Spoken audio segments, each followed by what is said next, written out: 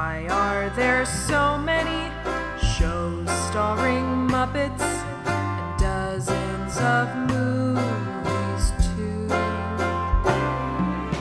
They said they'd watch every one and they mean it. It's something that they've got to do.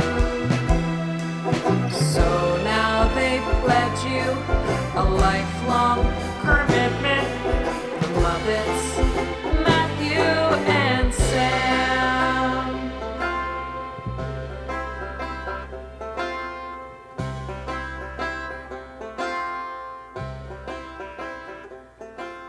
Welcome to Commitment, the podcast where two friends have vowed to watch all things Muppets. I'm Matthew Gatos. And I'm Sam Schultz. You kind of sounded like an old-timey prospector there for a second, Matt, when you were at the very beginning of your welcome. Welcome to Commitment. It's the wildest ride in the wilderness. The rootinest, tootinest podcast in the Wild Wild West. And this week we are here wrapping up season 4 of Muppet Babies. This with is the last... end? This is Yeah. it? This is the end of season God. 4. Okay. Is that a good surprise? Yeah, it's a great surprise. It didn't feel season finale-ish to you, Sam?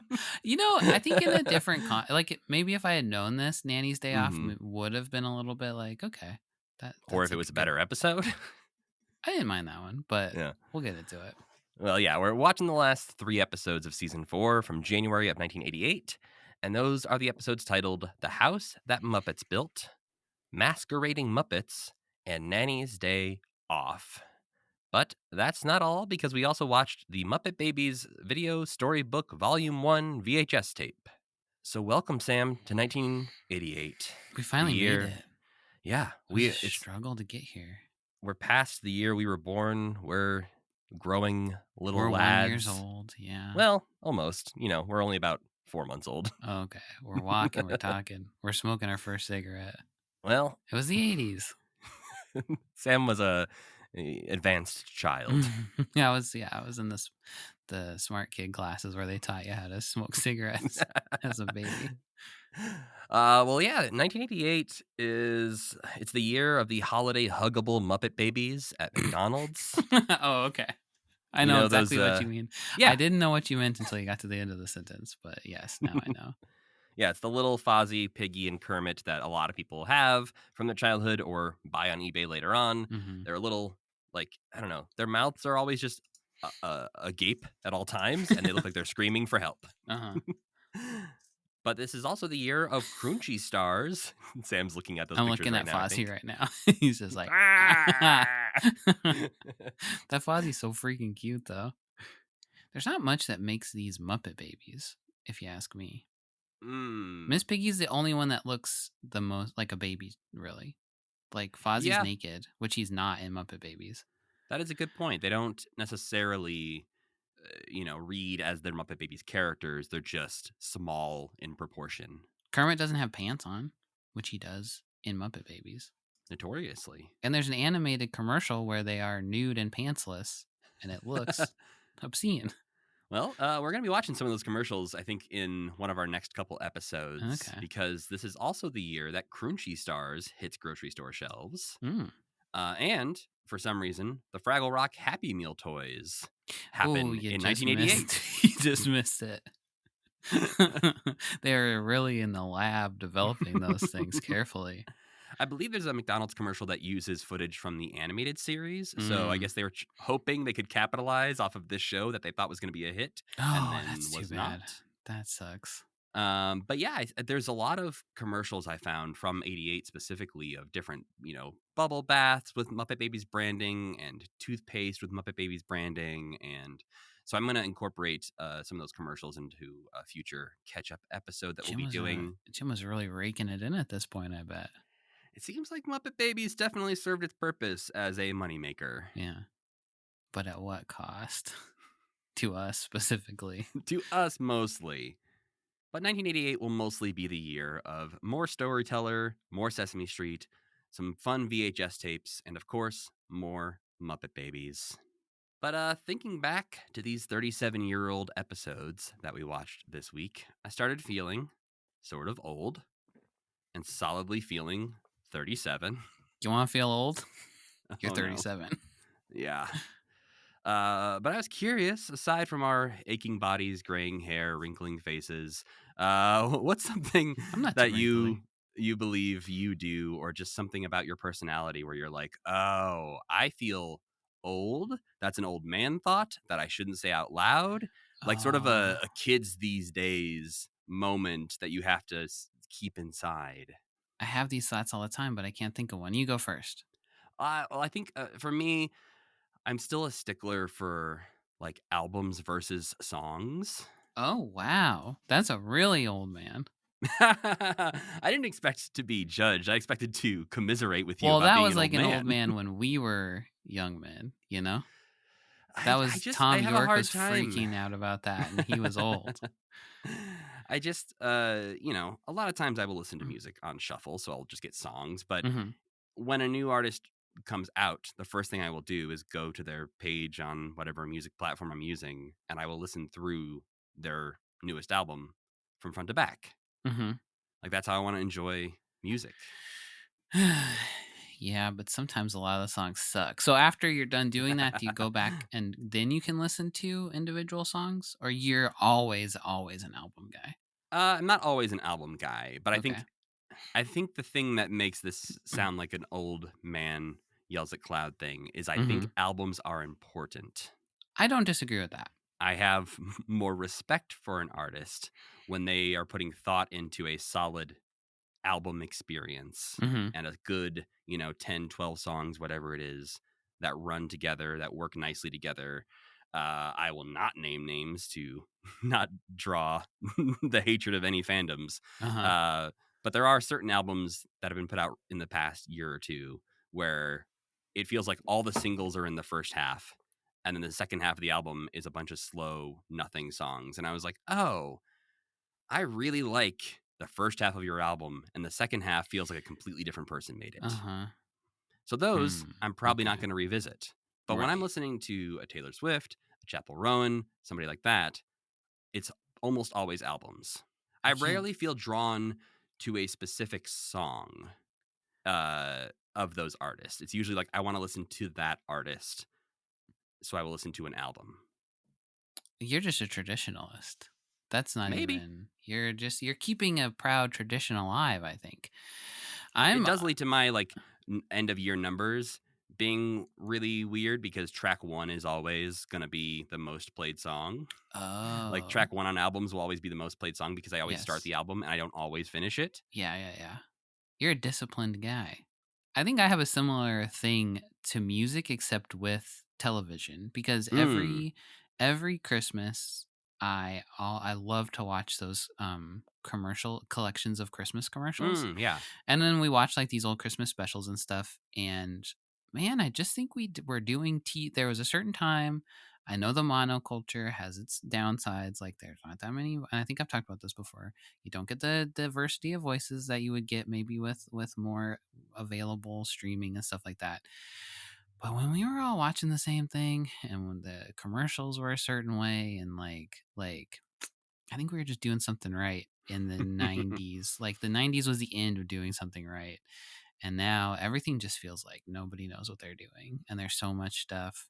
And it's all just so like disposable in a way that like sitting down in front of the TV used to mean something, you know? And everybody used to be like, "Wow, did you see the dude you're getting a Dell commercial?" Yeah, everybody did. But now when I run across like the Reddit commercials I hate like Reddit. Do you know what I'm talking Mm. about? There's Yeah. like I'm like I don't know any of these commercials. Yeah. I don't watch the same things these people are watching, and I'm not like being targeted with the same algorithm that these people are. So I don't know what this medical commercial you're that's another thing. There's so many freaking medicine commercials these days. Yeah, I think streaming obviously has a lot to do with that you get, the same 4 commercials every commercial break now when Yeah. you're watching something on Ah, Hulu it's or something. awful. And it's like, "Oh, yay, State Farm again." Yeah. But yeah, I think it's interesting because my gut agrees with you, Mhm. but then I'll hear people who are like 10 years younger than us have this same conversation about the Oh, like 2010s of About like, like oh my the God, first season man. of Stranger Things or something. Yeah, like What the the hell? commercials were never better than they were in the 2010s, man. Or kids' toys peaked in 2011, and I'm just like, oh, No. okay, Toys, this happens especially. Are forever. you kidding me? Toys are so bad these days. But I don't know if that's true. I think that's just our No, gut. toys are skibbity toilet, Matt. We can't have Okay, that. you know what? I'll give you that one. Skibbity toilet bad. Yeah. But going back to music, I'm definitely, first of all, I'm a listen to songs guy. There's very few albums I will listen to. Tom York See, got to me, and I will listen to Radiohead albums all the way through because I'm afraid if I don't, he'll come get me. I think it But just sticks with me from the days of buying CDs and only owning like a sure, dozen CDs, yeah, where it's like I just listen to the CD on repeat all the time. And so, yes, I do know the lyrics to every song on yeah, Eiffel 65's album that had Blue on it, but yeah. also had a bunch of other songs that no one else in the world knows besides me. And I think there are like I believe I that album think is called of, Deja Blue. and no one, you're the only one who even knows that. The people who made the album forgot at this point. But there are out, like, I think of Radiohead, I think of like Sufjan Stevens and like even like the Gorillaz, where when you do listen to the whole thing, there are musical themes that come back and stuff like that that I am probably missing out on because I don't do that as much anymore. But yeah, I need instant gratification for the most part. But I also have very old man music taste because You do. I think I would say my probably like my three favorite bands are Bruce Springsteen and Billy Joel and uh, who's the other guy who plays piano? Elton John? Elton John. Yeah. And I like listening to like 60s surf rock, and then holidays I listen to like Halloween I listen to 60s stuff, and Christmas I listen to like 40s through, I very rarely look for and find new music, which is bad. And that's If we probably my worst old man thing is like Taylor Swift has been around since I was in high school, but I'm still like, Yeah. no. Simply too new for me. Yeah, I think we've talked many times on this podcast about the idea of doing a Muppet road trip where we visit Mm. museums and Mm-hmm. all these Muppet landmarks throughout the country. And I think a road trip with the two of us Oh would be God. extremely interesting when it comes Yeah. to what is playing on the radio. Yeah. Because what I we think listen to on a day-to-day basis is extremely different. quite different. Yeah. Because We'd yes, either really learn a thing or two from each other and come away better people, or we would be so mad at each other. well, I think my last old man thing that I can think of related to this is physical media for movies. Oh yeah. Like especially Mm-hmm. now, I feel like I'm getting more vindicated day after day as That's what I streaming was gonna services say. start I to think delete people are things. starting to be like, oh yeah, maybe this is a good idea. For so long, I have been the person I want to own like the latest, most high quality copy of my favorite movies on Yeah. 4K, Blu-ray, whatever. And people are like, you can just stream it on Max, and I'm like, it's better For on the now. disc. I Yeah. promise you, it looks Right. better. But I also know that that's another thing a lot of people don't necessarily care about as much as I do, is the visual quality of a movie. But I feel like there was maybe a time a couple years ago where I was not being completely swayed over to the dark side, Mm-hmm. but being more convinced that I could get rid of some of these Blu-rays and stuff I have. I don't necessarily need these. Mm-hmm. And then they started deleting things willy-nilly, and I'm like, Yeah. well, now I'm never getting rid of these. And it's only gonna get worse too, I think, as like these services collapse and like Yeah, but it's a bummer because like Best Buy literally has no no. physical media aside from video games in their And I think stores they were like the anymore. last biggest one who still had it or something. And Walmart, I think Walmart must be the biggest Walmart one who still still has it. does. Yeah, Target has like 5 movies. Shrinking all the time, yeah. But yeah, Walmart is the only reliable like Yeah. in-store physical media. Barnes and Noble will get like special things, but They charge you $40 for a Blu-ray, Sam. it's a Don't lot. even get me started. Yeah, like you can get Criterion stuff there, but it's you know all this. But yeah, that makes me so sad. And like the Sesame Street thing where HBO got it and then it instantly was like, well, we'll get rid of half of it, and now Max it's just just not. deleted the Looney Tunes show. And they don't even have all of the Looney Tunes, the old Looney Tunes either. Like, don't they own this stuff? Yeah, that's the thing is, that's yours. You Yeah. own your Warner Brothers. There's That's your thing. What are you doing? You're saving a Ugh, terabyte well. of space on a hard drive in some dusty basement somewhere? So weird. I thought of one more for me. I'm What really is it? getting into jazz lately. Oh no, Sam! Pull up, pull up, pull up. I like to work to it. I can't work when there's lyrics because I'm just like, all right, I'm singing now, baby. You want to know the opposite direction that I go in for this? Yeah. Japanese heavy metal bands where I can't understand the lyrics, but it's just like similar. like in my ear the whole time, and I was like, gonna write some emails. You're such an interesting man. But also, I'm quite sore. My neck's sore. You know, my. Yeah. There's the physicality of the things that make you feel old, but I feel like that's at a certain point unavoidable. We can't really do much about that. But I like to try and challenge the personality ones every so often. When I have those old man thoughts, I'm like, is that a real thought, or is that just a things were better when I was a kid kind of thought? Not me. I know I'm right. I think I've leaned in hard enough into the sort of cringy music taste at times and TV show taste that I think I've gotten comfortable enough with myself over the years that I do not, I don't have guilty pleasures at this point. That's a great point. That is another old man trait where it's just like, I just like this and I think this is stupid and that's okay. I once had there was back in my single dating days in I think it's 2014, a girl broke up with me. And she sort of ghosted in a way where I was like, this is weird. The energy shifted really fast. I'm not really sure what happened. I didn't feel like there was a weird conversation. We didn't fight about anything. It just sort of, one day she was just uninterested. And I was like, okay, weird. So then I was just texting being like, hey, what happened? Like, are we good? What did I say something? And I got the best response. Oh boy, okay. Her response, I'm summarizing here, was, but I'm also barely summarizing here. She's essentially said that she couldn't really handle the fact that I drove a PT Cruiser at the time, that my favorite band was Fall Out Boy, and that I watched Gilmore Girls. Well, what's wrong with any of that? She owned a motorcycle. Oh. And a 1964 pickup truck. And I think she wanted to date Ernest Hemingway is who she was hoping for. She wanted a very different kind of guy. Ernest Hemingway, you are not. That is the beard true. Is maybe the only trait we share. That's close, yeah.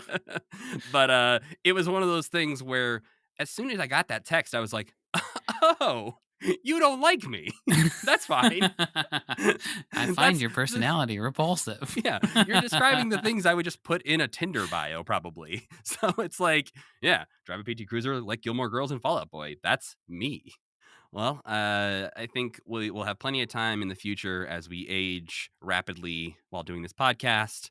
And at one point, we'll be looking back on our 37-year-old selves being, those young whippersnappers had no idea. They wasted their whole lives. Or we'll be the CEOs of Disney. Either it's one of those two things is going to happen. We'll be co-CEOs. Yeah. This will be the official Disney podcast. I'd bring you with me. All right. Well, CEO sounds stressful. So can I be like chief fantasy officer and just make all the fun stuff that Disney does? Like in the head of Imagineering, sure. Yeah, there we go. Yeah.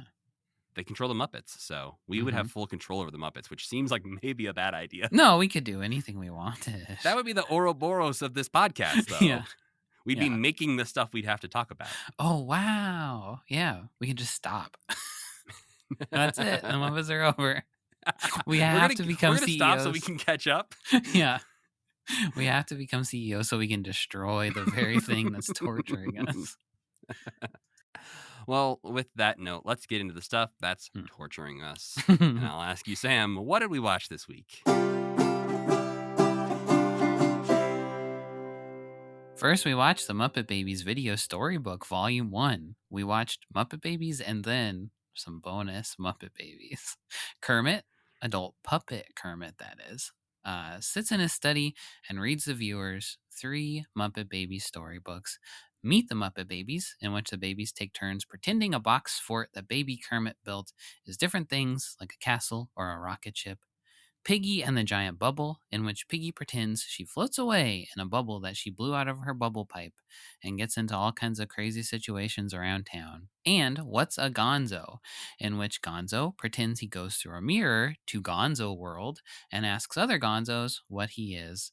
As Kermit reads, pages from the books are shown on screen with some light animation.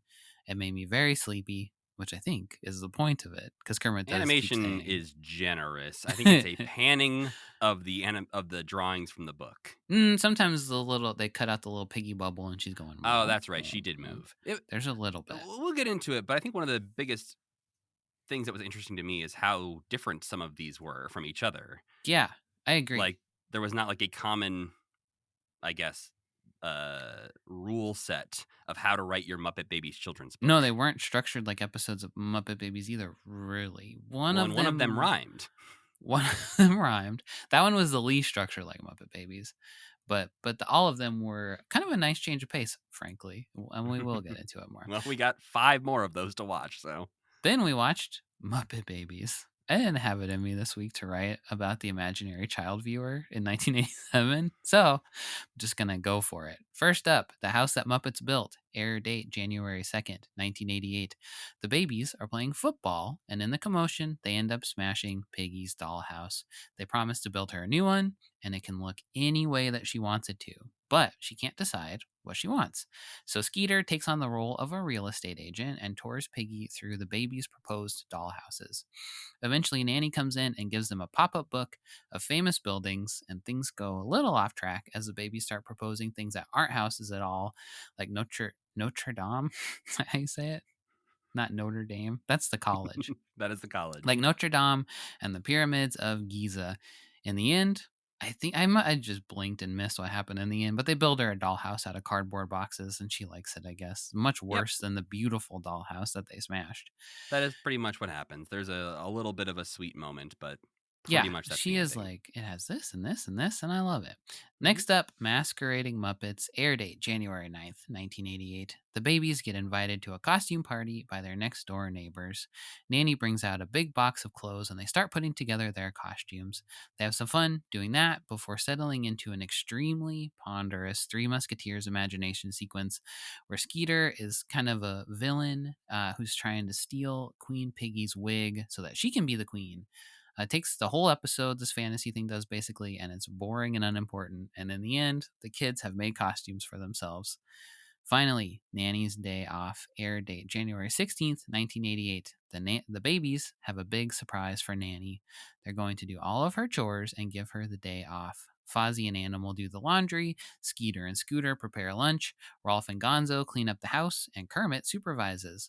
The laundry boys and the cleaning boys pretend that they're on an Old West wagon train and collecting bugs on a jungle expedition, respectively. And eventually those fantasies combine, which I really liked. That was cute. But predictably, by the end of the episode, the babies have all done their assigned tasks quite poorly, and I suppose this is the point of the episode, have a new appreciation for how hard Nanny works. Nanny, meanwhile, has to eat disgusting food that babies made and redo all the laundry. And me and Matt, we spent like 30 minutes before this trying to find something interesting that happened culturally, in movies specifically in 1988. Simply nothing. There was nothing. I've got one cultural touch point that I think is relevant because it comes from Jim's Red Book. We haven't had one of these in a while because we doubled up on the end of 1987. Right. And so there was a lot of them. we went through them quite a while ago. But we are into 1988 now, and we have some information on what Jim was up to in 1988. He's a busy boy. January 6th, 1988, he writes in his journal, working on Jim Henson Hour. Oh, yes. Also, in L.A., selling The Witches to Lorimar. Oh, whoa. That was a Henson production? Oh, yeah. Huh. I don't think I knew that. Which we will see In a little while. I think that comes out in 1990. I guess I knew that he helped with the puppets, but I thought it was like a Ninja Turtle situation. I didn't know he was in a position where he would be selling that. Yeah, I don't know. I haven't looked too far ahead, but I think it was like a co-production.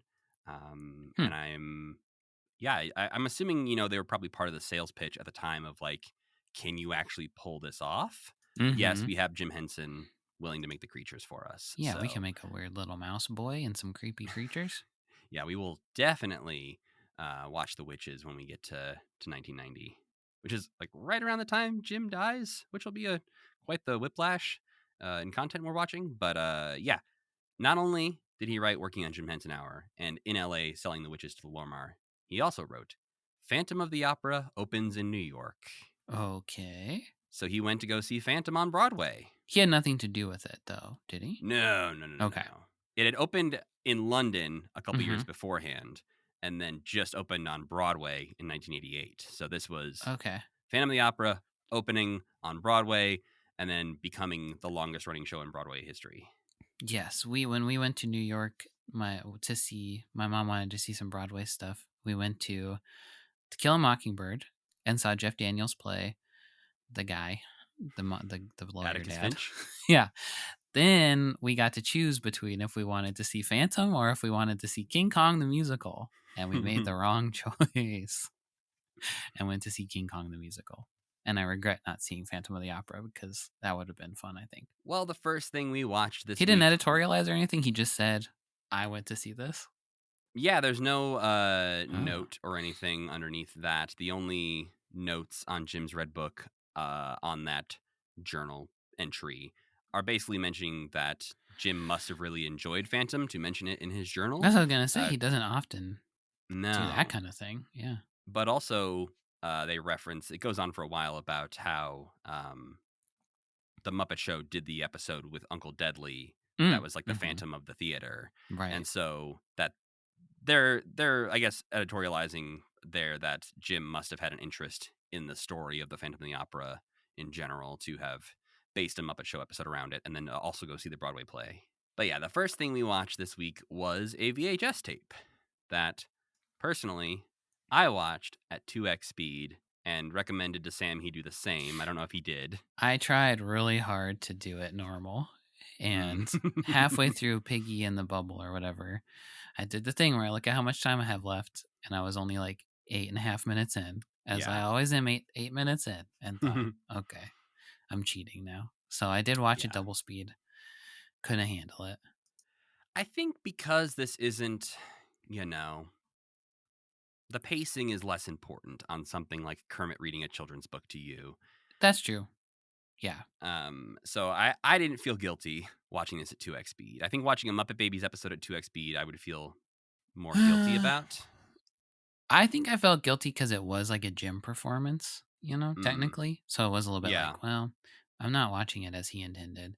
Muppet Babies, I have no, I wouldn't feel guilty doing that. I have no qualms. I don't respect it enough. Jim took the time to do these because he is there. He's obviously doing a good half-hour recording. Yeah. And that's, if he did in one take, so presumably he's there for a couple hours doing one of these. And then he did 6 of them.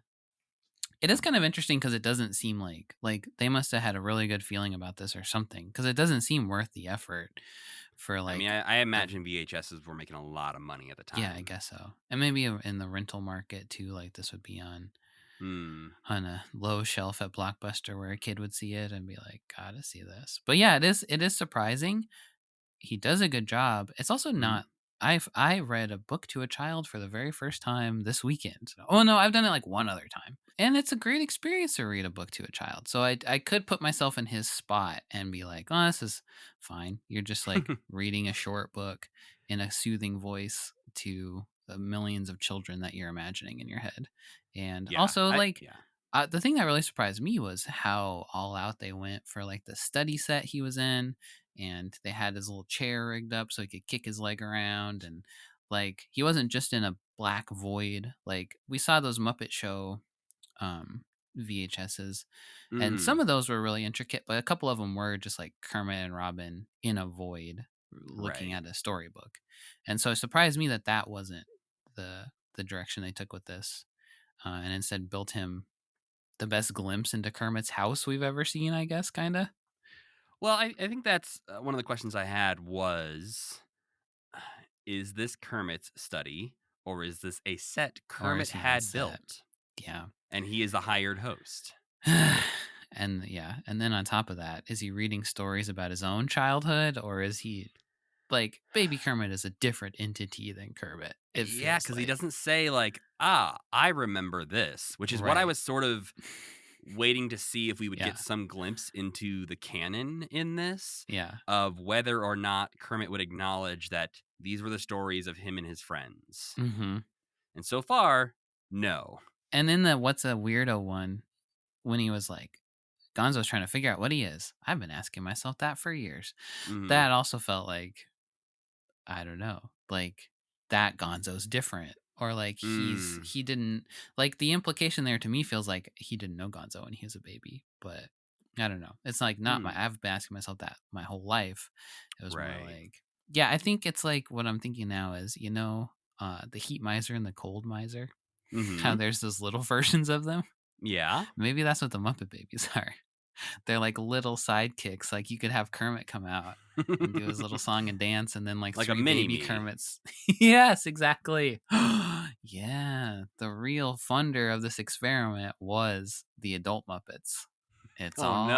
all making They've sense cloned now. themselves. Yeah, But made they babies. like slowed down their aging Yeah, so that they have forever a young clone. that's so funny that you mentioned Mini Me because I woke up this morning with the song that Dr. Evil sings about Mini Me in my head. And I was thinking that's one of the most common stuck in my head songs of all songs. Like From the moment I is it heard just Frau say I it's had a just the clone, two of us, I right? knew It's like a that I'd parody be of just the safe. two of us. It's the rap part specifically, though. Well, yes. Be evil. I gotta rewatch those movies. I did. Yeah, I rewatched the first one fairly recently and was very pleasantly surprised by it. So big shout out to Austin Powers. It does feel like with the baby versions that, they did the puppets of them for the newer Muppet Babies. Right.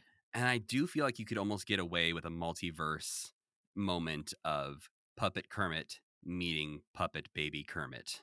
And people wouldn't really bat an eye too much. I am almost there, but I do think it would be a little weird. I think for kids, maybe confusing. There's something about like when they watch themselves on a movie screen. That like when the cartoons are watching the puppet versions. Right. That to me wasn't, or like when Baby Gonzo was on stage with Puppet Kermit. The animated puppet thing, that feels okay, but I feel like if it was, well, there's Baby Mario for crying out loud. We We're also all have fine Muppet with Family Baby Christmas where Mario. they watch their home movies. Yeah. And they are the Puppet Babies. So there would be time travel shenanigans involved. Or just, Kermit's talking to his younger self in a mirror or something. Yeah, you need a layer of abstraction there, like a layer of step away from reality by one.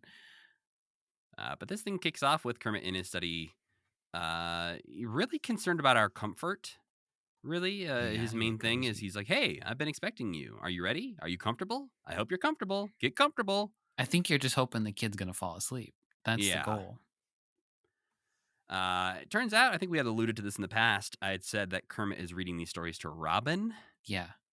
He does that for 4, 5, and 6, but not for 1, 2, and 3. It's just to us. Just to us. Okay. Things I liked about this. I like that he credits the writers and illustrators of each story. I loved that. That was so nice. And I liked What's a Gonzo because it's wild. And What's a Gonzo was fun. We get so many weird characters introduced and weird illustrations of adult Gonzos with different character traits.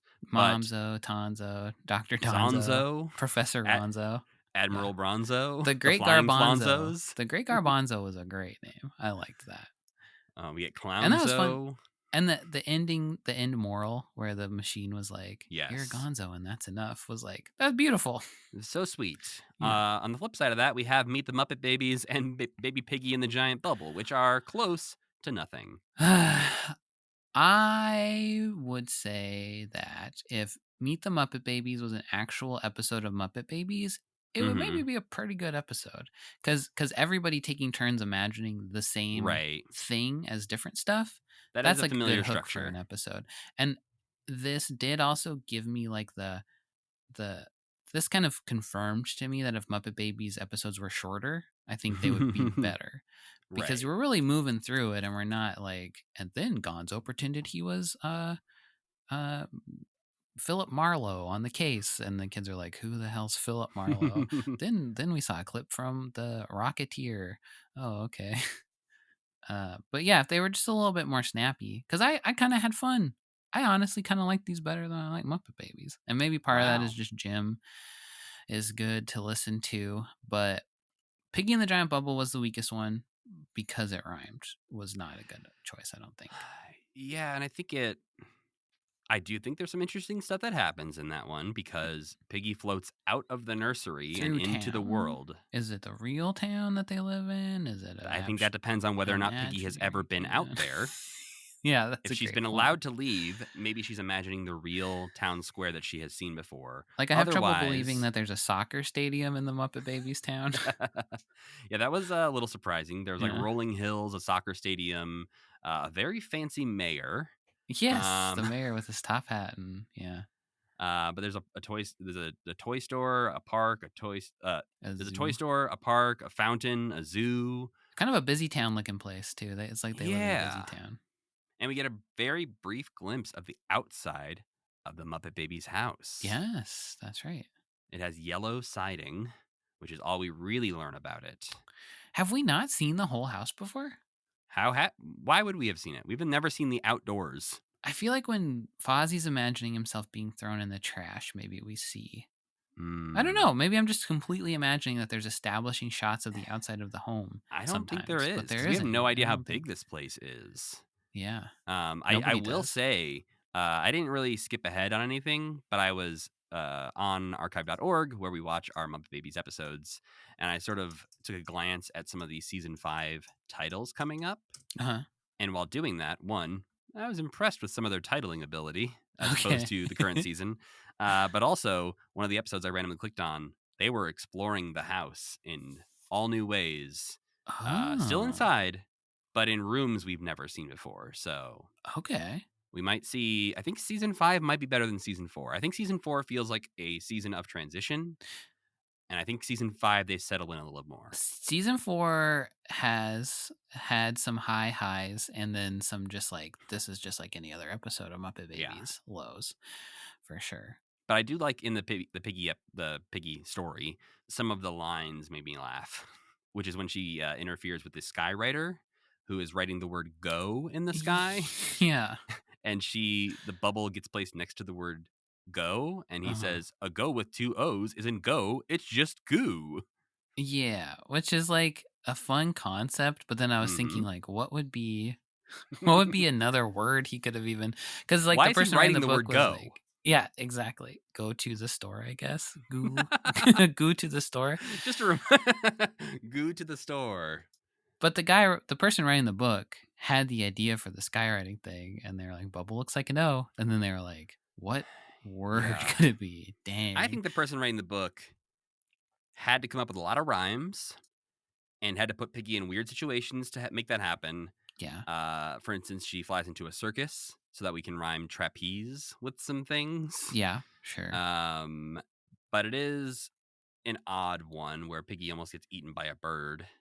Oh yeah, the bird has has a whole conversation with a bird too. There was a moment where I wanted to like spend too much time sort of geo-guessing this Muppet Babies thing to be like, okay, well, where is that bird native to? And Robins where do live they there. have circuses like that in those tents? And try to like triangulate where the Muppet Babies might live. You got better things to do with your life, Matt. Let me tell you. 1000% I do. Where is there a zoo next to a soccer stadium? Yeah. with kind of a circular town square situation going on. But yeah, I think What's a Gonzo for me definitely the most interesting as Gonzo tries to figure out what he is. Yeah, we don't learn anything. He does explicitly call out that there are feathers on top of his head. Yeah. Well, and we get interesting guesses, I think. Rolf guesses he's a jungle bird. Yeah. Piggy guesses he's a monkey with a banana nose. I don't And like Fozzie that one. guesses a blue chicken. Fozzie's leaning from tomatoes into chickens, and I don't like it. No, because somebody else already has chickens, doesn't he? Yes. And this came up when they were doing the Three Bears thing. I was like, whose chicken chair is that? I'm not really entirely sure. Because, like, Gonzo could be setting all those pranks and traps. Yeah. And Fozzie could be having... Like, those pranks and traps seemed out of character for Fozzie, in fact. Yeah, they're trying to, like... I don't think they're doing it on purpose, but I think they're, like, accidentally mushing up two character traits. Yeah. That, like, in a cartoon, you really need to keep those things separate for kids. Yeah. Fozzie's pathetic, guys. Keep it straight. That's his thing. Yeah. He's pathetic. He gets hit with tomatoes a lot. That's enough. Gonzo, interestingly, though, acknowledges that he's not any of the things that his friends guess. He's like, I know I'm not those. He knows what he isn't. Yeah. So he starts searching the nursery for clues when everyone else is napping. Spoiler alert, Gonzo also napping. Yeah, it's all a dream. It's all a dream. He discovers a mirror that he steps through into Mirrorland. And yeah, we get to meet Zonzo, who is Mir Gonzo. It kind of bothered me that his name wasn't Oznog. Wouldn't that have been good? I think that's too clever for kids. Yeah. And then you couldn't do all the other names either. Yeah. But Oznog is a very good name. Yeah. When we become CEOs of Disney, we can write a movie where evil Gonzo comes from the mirror dimension and his name's we could just do a whole Gonzo multiverse thing where there's Oznog, Gonzi slips in there somehow. Yeah, we gotta get Gonzi in there. We canonize Gonzi. And Momzo Tonzo, Dr. Donzo, Professor Ronzo, and the Great Garbanzo. I'm glad we both wrote down all these great names because we do get to see Momzo ironing tuna fish sandwiches. Aunt Tonzo is an astronaut who confirms that she doesn't think Gonzo is an alien. No. There's fun little background details in the house. They keep a cat in a bird cage, I noticed. Oh, I didn't see that. Yeah, there's just a cat hanging out in a bird cage at one point. I'd be sad if I was Gonzo and I woke up from this beautiful dream where I actually had family. You know what? Gonzo's the only one who's like actually an orphan. Is that right? He longs for more. Yeah.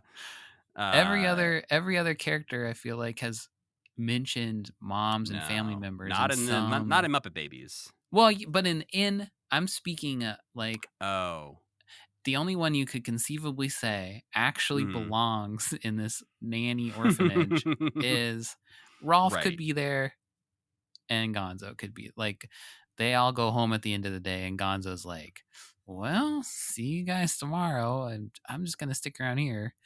Because he's very specifically called out that he has nothing in his life. But yeah, there's Dr. Donzo, who's an eye doctor. Admiral Bronzo, who's a sailor in a bathtub. Flying Fonzo's that guy has some problems. They need to help the Admiral. Admiral Bronzo is just a military man who hangs out in a bathtub all day. And like he doesn't go with them, I don't think. Everybody else they kind of collect and bring with them. He's a dude, and then they're kind of just like, let's just leave this guy alone. He's like, get in the bathtub with me, kid. And they're like, come on, Gonzo, we don't need this guy. The Flying Flonzos, Clownzo, and Alfonso, a lion tamer, are all at the circus. It probably got like halfway through the book, and then he was like, Alfonso, that's even just a real name. That's just a real name. How exciting. Professor Ronzo is pretty much useless. Professor Ronzo just goes, oh, I know about this guy, the Great Garbanzo. This other guy is smarter than me. Yeah. And the Great Garbanzo is sort of a Doc Brown kind of guy who shows us the Onzo meter, which can tie shoes, shuffle cards, and make strawberry milkshakes while answering your questions. It's kind of like the big clunky machine from Willy Wonka and the Chocolate Factory.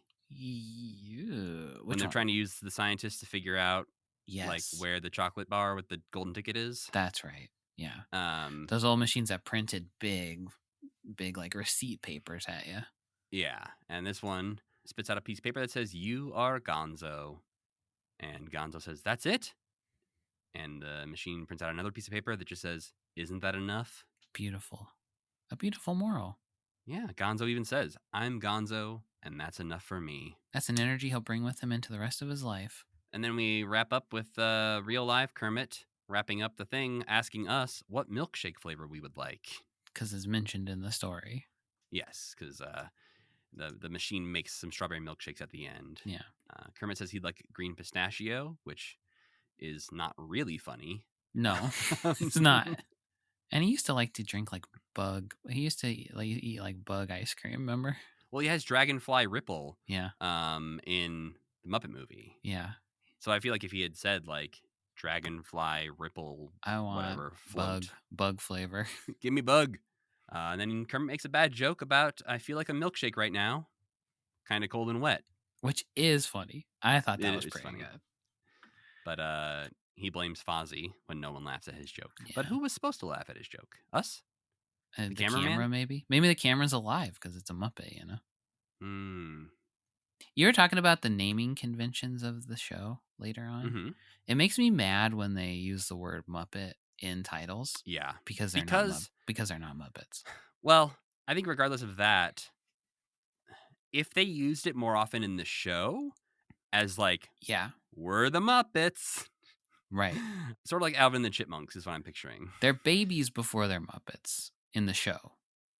Right, they're just baby things. Like they don't really reference that they are Muppets. Nanny's not like, oh, my little Muppets. My little Muppets. That would be like cute. Bob Odenkirk in Little Women. But it bothers me because it's not used, and when it is used, it's so randomly used that I'm like, wait a minute. So you do know, because you said this is like the Muppet Chronicle newspaper or whatever you started. So you know you're different than Nanny. Yeah, and explain to me what that means, children. Maybe we'll get wild with it in the last 4 seasons of this show. Nanny, I don't think is a Muppet. You think Nanny is the Michael Caine of this world? Yes, it took me a second to get to follow you there. She's the only human, even though he's not. She's the only human. Notoriously, there are dozens of humans in that movie. Yeah. But yes, I think in this world, maybe that's the rule we've talked about before. Mm-hmm. How in some of the fantasies, the adults' heads are cut off at the shoulders. We don't see their faces. Oh, and sometimes we do. Right. So maybe the humans we're seeing are more like Statlers and Waldorfs. They're Muppet humans. Yes, and the ones we don't get to see are actual humans. That makes a lot of sense to me. Because the ones we have seen do have like silly features. Yeah. I don't think we've ever really seen like a human face drawn. Yeah. Now I'm wondering if they know they're animated. Like, do they look at The Tonight Show with Johnny Carson and they're like, that looks different than us? That's a real guy. Or like, is Nanny in their world like Johnny Carson? Or is she a cartoon? Do you know what I'm asking? I know exactly what you're asking. Okay, I feel like I'm having a breakdown right now. No, Matt. You know, I'm picking you up loud and clear. This makes sense to me.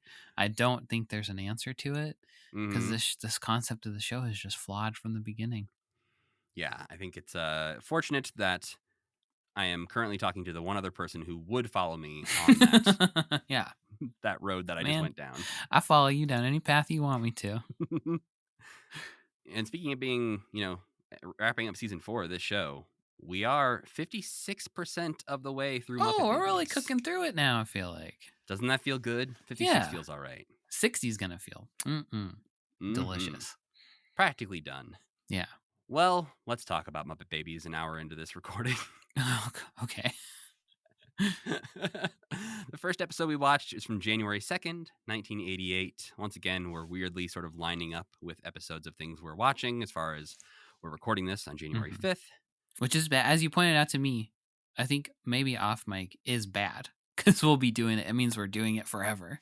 Yes, when we are in parallel to things we are watching for more than a few episodes in a row, that means we are watching them in essentially real time. Yeah, which seems cool until Matt tells you it's not. Yes. Thankfully, we have a lot of shorter things in 1988 coming up. So we will be in 1989 by the spring, which is nice. Yeah. But the first episode we watched was The House That Muppets Built, written by Ken Kuntz and David Weimers. This is their only episode they will ever write of Muppet Babies. Oh, they did an okay job. I think so too. They Actually, I think a chance. This was a good, not great episode in my eyes. And it did the thing that I've been burned before by the courtroom episode. When the first episode is good, I'm like, all right, they're figuring it out. This is going to be a great batch of episodes. That's never true. Yeah, you can't let yourself think that. No, but I know I will. I know the next time we hit a good episode and it's the first episode of the 3, I'm like, okay, we've done it, folks. If the Nanny's first Day episode Off of was season actually, 5 is good, I'm going to be way too cocky, assuming the rest of season 5 is good. Yeah, you're going to be like, we'll make a t-shirt that says Muppet Babies is good now. Because you're going to be so confident. Nanny's Day Off was actually one of my favorite episodes we've ever watched. So Interesting. Yeah. Well, we'll get to that one because I think I disagree with you. Okay. I'll convince you. Well, this episode kicks off with the babies playing some football. For too long. Too long football and nothing happens. Well, something big does happen at the end. Well, yeah, aside from that. But there's a moment where Fozzie gets mixed up on whether or not he's supposed to tickle or tackle Kermit. Yeah, shades of the Fraggle Rock cartoon. If a Fraggle saw that, they'd be like, oh, he's going to kill that guy. Yeah, that's how you defeat Kermit. I really liked during this, I felt like Piggy's character was like well written in a like more modern Piggy way. Because they're all playing football and she's criticizing the way Kermit is throwing. Oh, yeah. Like she's criticizing Kermit's ability to be a good quarterback. And not like they don't present her as a girl who knows nothing about football. Like she is right. She's like, you call that a throw? Come on, I'll do it. Yeah, because Piggy would actually know everything about football and be quite good at football, in fact. Well, and I think it does a good character turn when she takes over as quarterback and then she's about to get sacked and she just screams and runs in the other direction. Which also feels pretty true of Piggy. Yeah. Well, I don't know. Adult Piggy would just be would like uppercut you. Hey, yeah. Not if there's 10 people running. Yeah, maybe I feel like she's good one-on-one. Piggy would do like at the beginning of The Last Boy Scout. You ever seen that movie? I have not. So the beginning, what happens? The beginning of the movie, there's a football player in a professional football game, and he's running. He's got the ball. He's gonna make a touchdown, but then he starts to be surrounded by guys who are going to tackle him. And so he takes out a gun and he starts shooting them because he's put a big bet on the game and he's so desperate that he has to win the football game. I feel like he's created bigger problems for himself now. Well, yeah, I mean, things go downhill from there for sure. I feel like the bet is not really worth it if you're in prison. You got to check this movie out, Matt. It's a great movie. Genuinely one of the best. We defeated how the bad guy is defeated. One of the best things I've ever seen. Oh man, it's got Taylor Negron.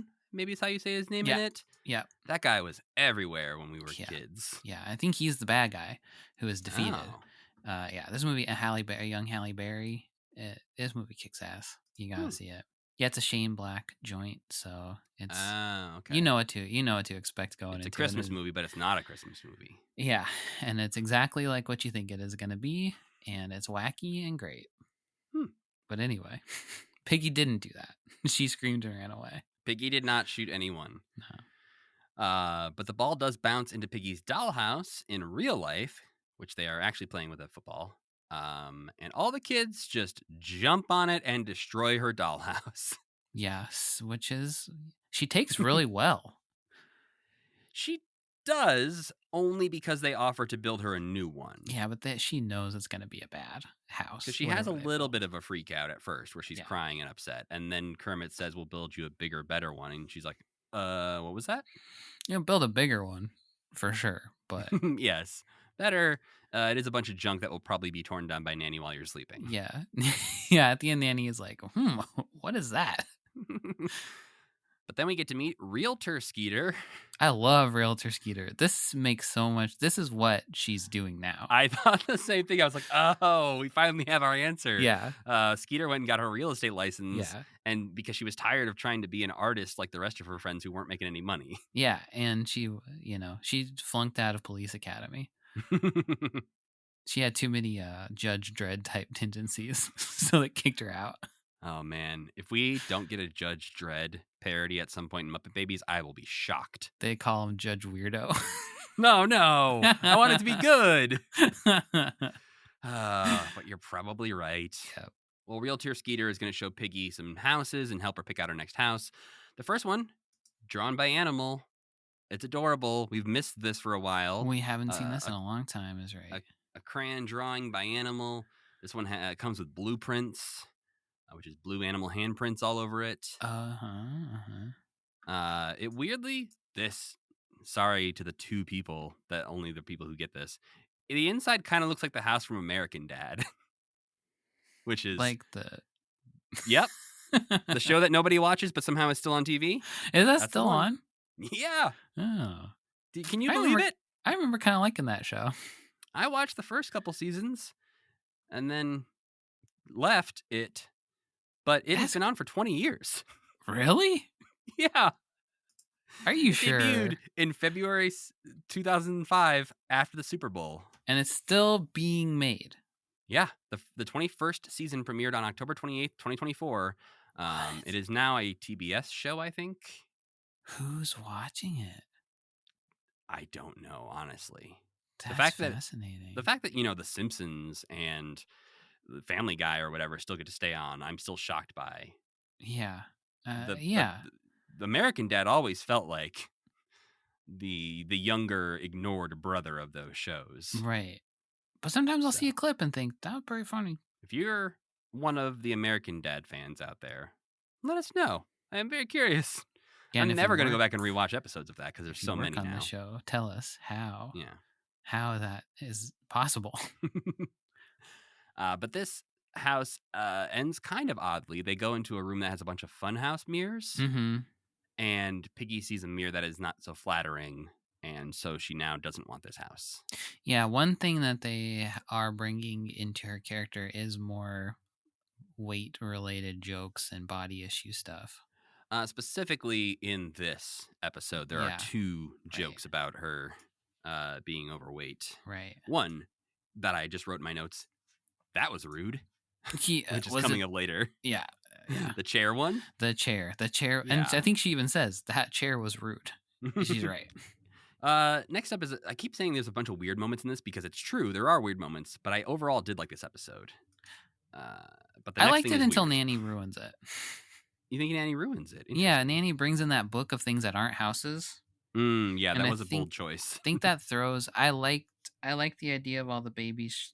I like the idea of all the babies like genuinely showing off houses that they've designed more than I like them just like flipping through this flip book of things that none of them are houses. And Nanny gives them the book and says, you can see how people in different parts of the world live in different kind of houses. No, you can see the Sydney Opera House and Notre Dame and the pyramids, none of which were ever houses. Maybe like some priests lives in Notre Dame, I would guess, but I think she calls it a pop-up book of famous buildings. She does, but she says it will show you how people live in different kinds of houses. I wrote it down. Well, yeah, then that's bad. Yeah, bad job, Nanny. But she's back to her old ways of dropping off a book and bailing. Yeah, and letting them develop some kind of half-understood cargo cult around the thing that she gave them. Yeah, and then coming back at the end being like, is everything fixed? Did you guys do it? Good job. Learn the right lesson? No, you built an ugly dollhouse? All right. Well, the next moment we get is Rolf throwing Kermit under the bus, saying, Kermit's got the perfect pad for you. Oh, yeah. Get it? Pad? Because you're a frog? And Kermit's just like, I don't know what you're talking about, Rolf. He doesn't get it. Yeah. And then he goes, oh! And he runs away. You're like, okay, I guess he's going to go get his pad ready. Yeah, it's like, so when somebody asks you, like I always do, to come up with a question, then I say, Matt, you go first. Rolf's like, I don't have any good ideas. Well, I'm just going to do Music House, but I haven't quite gotten there yet. But what this results in is Kermit finding a goldfish somewhere. Uh-huh. He must have run off to go get a goldfish to build an aquarium for his house. Yeah. So there's just a goldfish in this room all the time? It would seem so. I guess there's a fishbowl with a goldfish at the end of this scene. Cartoon characters do always have fish bowls available. Like there's so many. You'd think that you're going to encounter so many fish bowls in your life if you watch cartoons. Specifically, like the rounded, Yeah. bulbous ones, Which not just I like a don't even fish think tank. you're supposed to get those for fish, right? Most of the time, they say don't. I think Yeah. there's not enough space for fish, and you can't get a cover on it, which they usually Right. recommend too. Perfect for cat.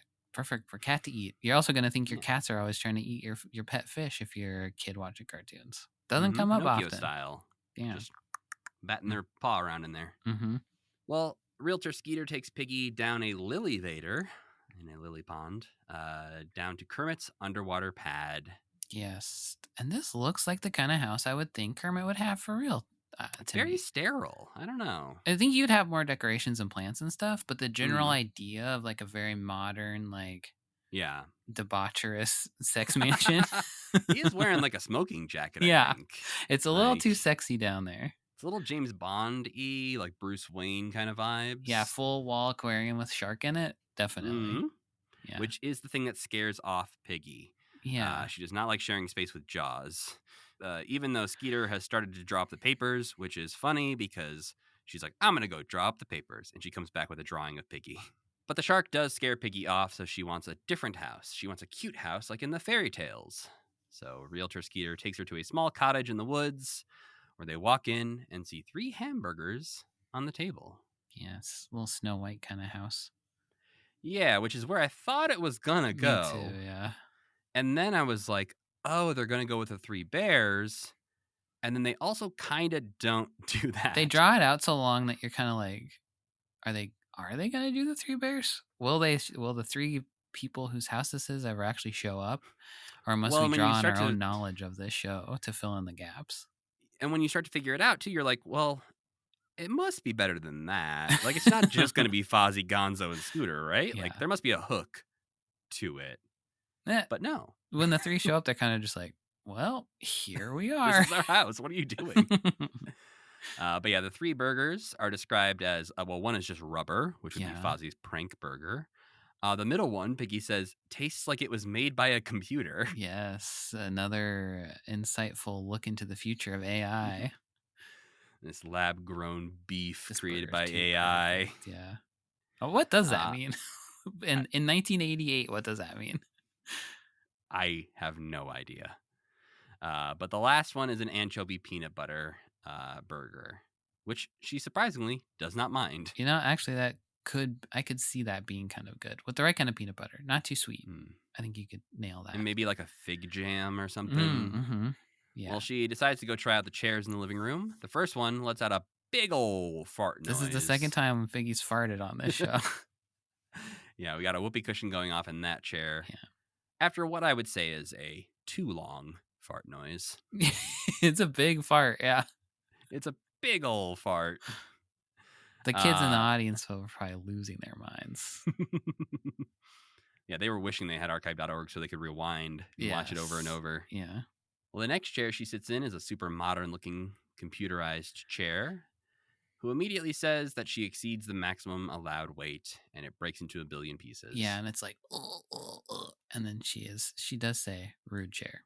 And then there's a big old chicken-shaped chair, which is, I guess, Gonzo's chair. Yeah, and this is another one where she's like, this chair's pretty good. But then she mentions twice with the chicken stuff that it smells weird, which I think is an odd thing to highlight. I think there's hay in it is what we're getting at. Is that sort what of it is? Like they've used chicken coop things to make a chicken chair, maybe. Or is it because Gonzo's weird and that's why maybe. it smells weird? But it does feel like if we're on, like a blind date game show. Yeah, it feels like Gonzo's winning. I was gonna say, I wonder what's the deep psychological reason that the people who wrote this script accidentally made it so that Piggy liked everything that Gonzo was doing. Well, then it's time for her to try out the 3 beds. The first one just folds in half. Joke bed. Joke bed, I guess. You never laid in a joke bed, Matt? Snap you in Not half? on purpose. Okay. The second bed's a goddamn dream. It is the dream, I think, of the 80s. Like a giant wall-sized headboard that has a bunch of technology built into it. Tucks you in, gives you cocoa. But it also spills the cocoa on her. On itself and kills itself, yeah. And then she sees a chicken bed and says, well, it does match that chair I like. It's so weird. What? They're being so specific about it. Yeah, like there's no reason. They don't explain why Piggy would like a chicken chair in bed, but she does. Yeah. And this is also what we were alluding to earlier, where Fozzie could also have the chicken bed, and like the Yes. rubber hamburger is kind of like, is that a Fozzie thing? That seems kind of like, that's weird. Is that a Gonzo thing? Mm-hmm. Not really sure. And maybe in season 1 or something, Fozzie would have a tomato hamburger and a tomato They should do chair. an episode where Fozzie has a rubber chicken that Gonzo's attracted to. Oh, a love triangle. And Gonzo wants to date it, and Fozzie's like, that is my prop for my comedy. This is my coworker. Yeah, you You're gonna cannot make work date. really awkward for me. Well, Piggy decides to take the fairy tale house, but says, this reminds me of a fairy tale, and I just can't remember which one. Yeah, this is really just padding out for time in this episode, when they could have had all the babies show their cute houses off. Yeah, they decided to combine the Fozzie Scooter Gonzos into one house. Yeah. But that's when they come home and ruin the day, saying, hey, this is actually our house. And then they're like, oh, it's like the 3 little bears. Yeah. And Piggy says, The 3 wait a regular minute. sized bears, Matt. They're just 3 bears. That is the true. Pigs are little. Is it? Yeah, the I 3 guess so. bears. Goldilocks. 3 bears. 3 bears. Okay, so it's Little not 3 little pigs. bears. Nah. 3 One's little little. pigs. Yeah, that's true. One's little. One's medium. One All right. big. That makes sense. But Peggy's like, wait a minute. Those guys aren't bears. And Scooter says, well, he's a bear. Yeah. Why did you say that? Very quickly points out that we do need to acknowledge that one of these guys is a bear. My name's Fozzie Bear. The only part of this episode that really annoyed me happens in this moment. Okay. Because I feel like the background music gets extremely obnoxious and too loud, and it feels like somebody picked the wrong track from the stock music library. Because it's just getting super dramatic and heavy, and it doesn't let up, but nothing really happens because they ultimately decide to let her live with them. Yeah, this all just kind of fizzles out. This annoyed me too because it's just like such a mushy ending to such a such a huge part of the episode too. Mm-hmm. Yeah, no, they just like, here's the house. You like it? And then Nanny walks in and they're like, thank God. we had nothing left. Yeah. Our improv was but over. It's if you watched enough Muppet Babies, you'll know. Sometimes when they're doing like a cop scene or a dramatic imagination, there's this, I guess maybe like trombone tuba-y kind of thing that's just like like this is building, ramping dramatic music. Yeah. And that is playing very loudly throughout this entire scene. The sound designer was trying to save it, maybe. Well, and I will give them credit.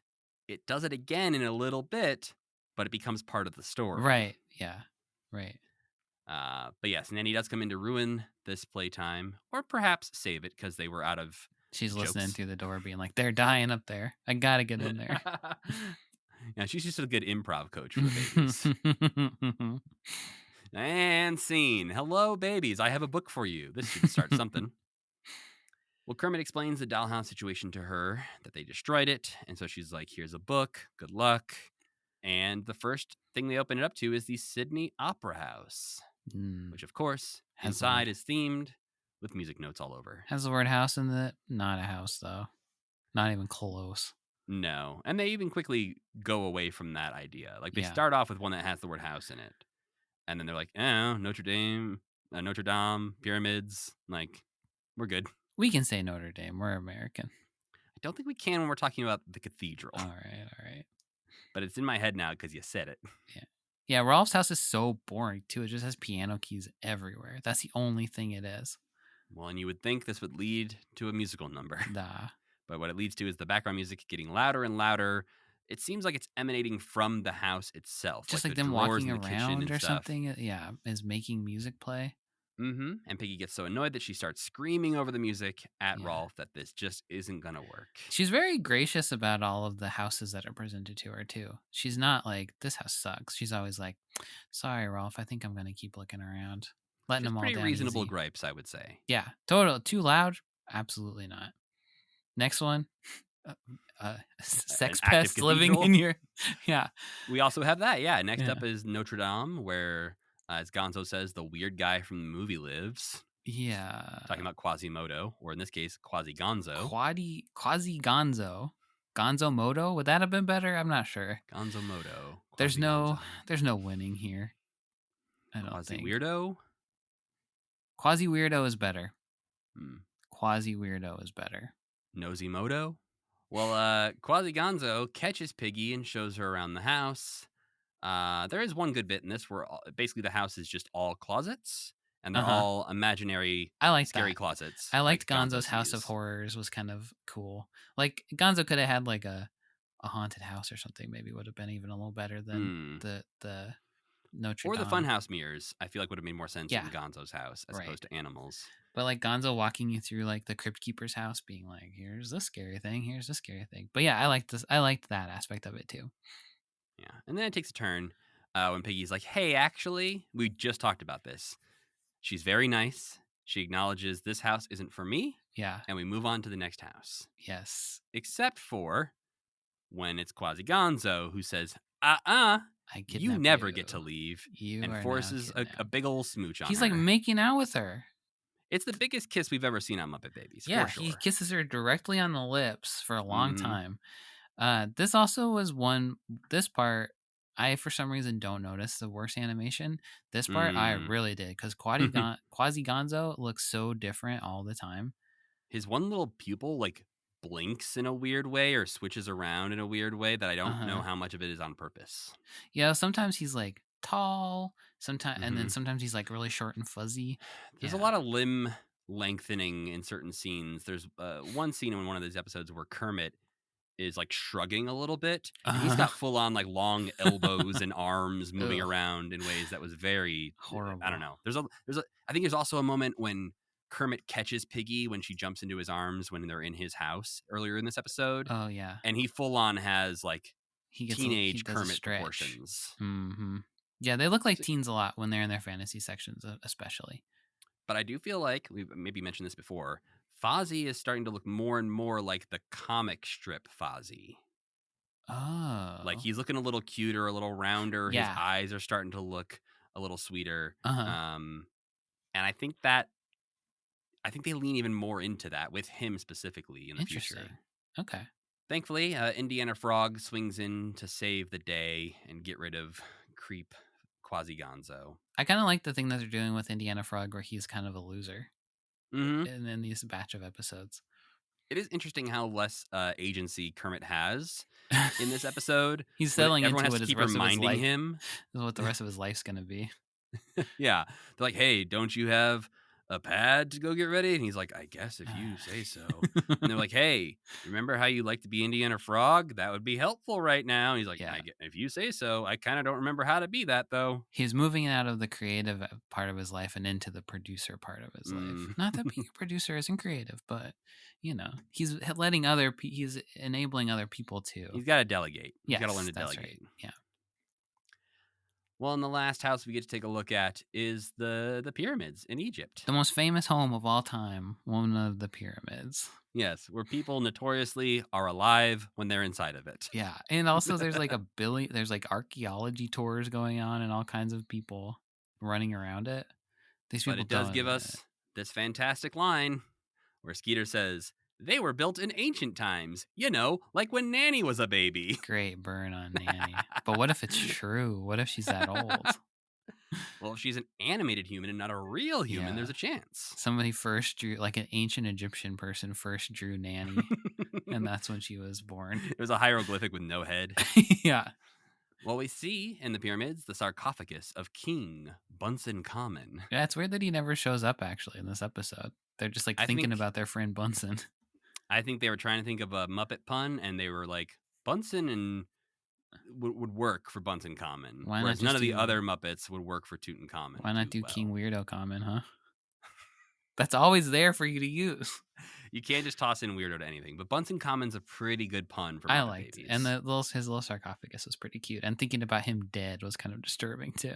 I did like that they had to make his face green so that you knew it was him. Yeah, that's true. They couldn't do it like just gold like a sarcophagus. Yeah. But then the episode goes off the rails. It really goes nutso here. Because we end up on the $25,000 dollhouse pyramid with Dick Clark. And not only was I confused, it sounds like Sam might have also been confused. Yeah. But also, Piggy and Kermit are confused by so what is happening in their own imagination. Who's in control of this? Dick Clark. Yeah, he's invaded their minds. The controls of Muppet Babies. Yeah. He's a nightmare entity. Yeah. Once again, I am, not as familiar with Dick Clark as I am with other celebrities. And it's clearly a voice dubbing over real footage of Dick Clark in this segment. But it sounds pretty convincing who's ever doing it. Dick Clark? I can't imagine they would get Dick Clark for this.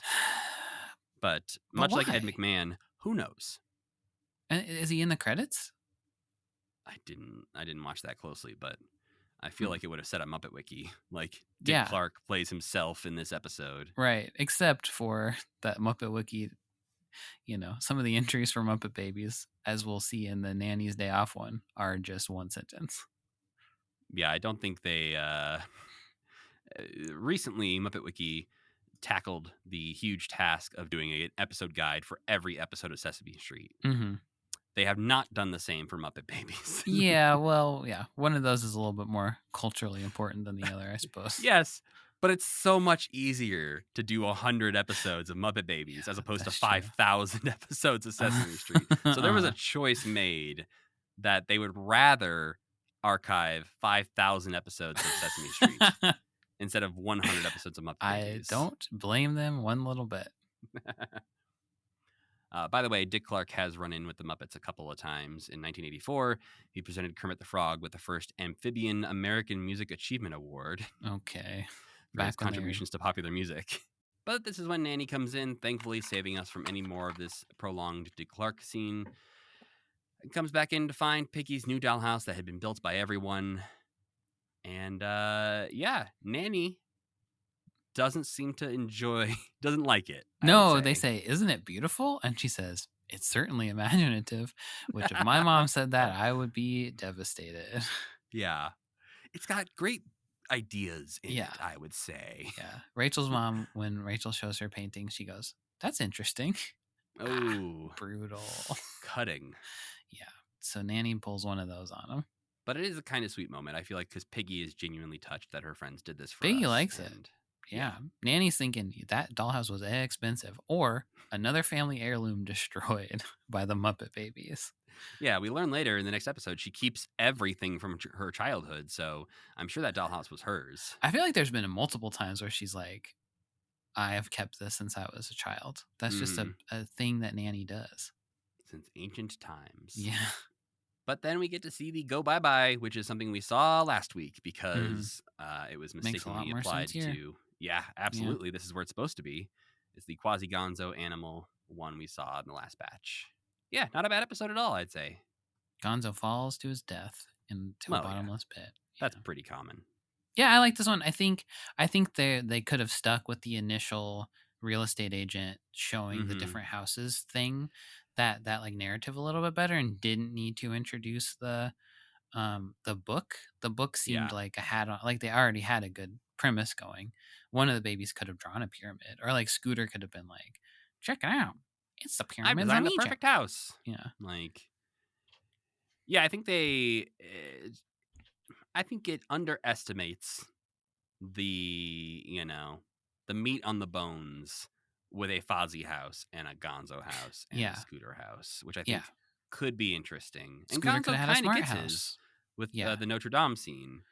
An Animal gets one and nobody else does, which is also kind of odd. Kermit gets his. Oh, Kermit and Animal. That's right. That's right. They also underestimated what a great breakout character real estate agent Skeeter would be. Yeah, you could release a whole toy line. Yeah. Well, the next episode we watch is from January 9th, 1988, Masquerading Muppets, written by Rich Fogel and Mark Seidenberg, who I gotta say, let me down this week. Oh, did they have other good ones before?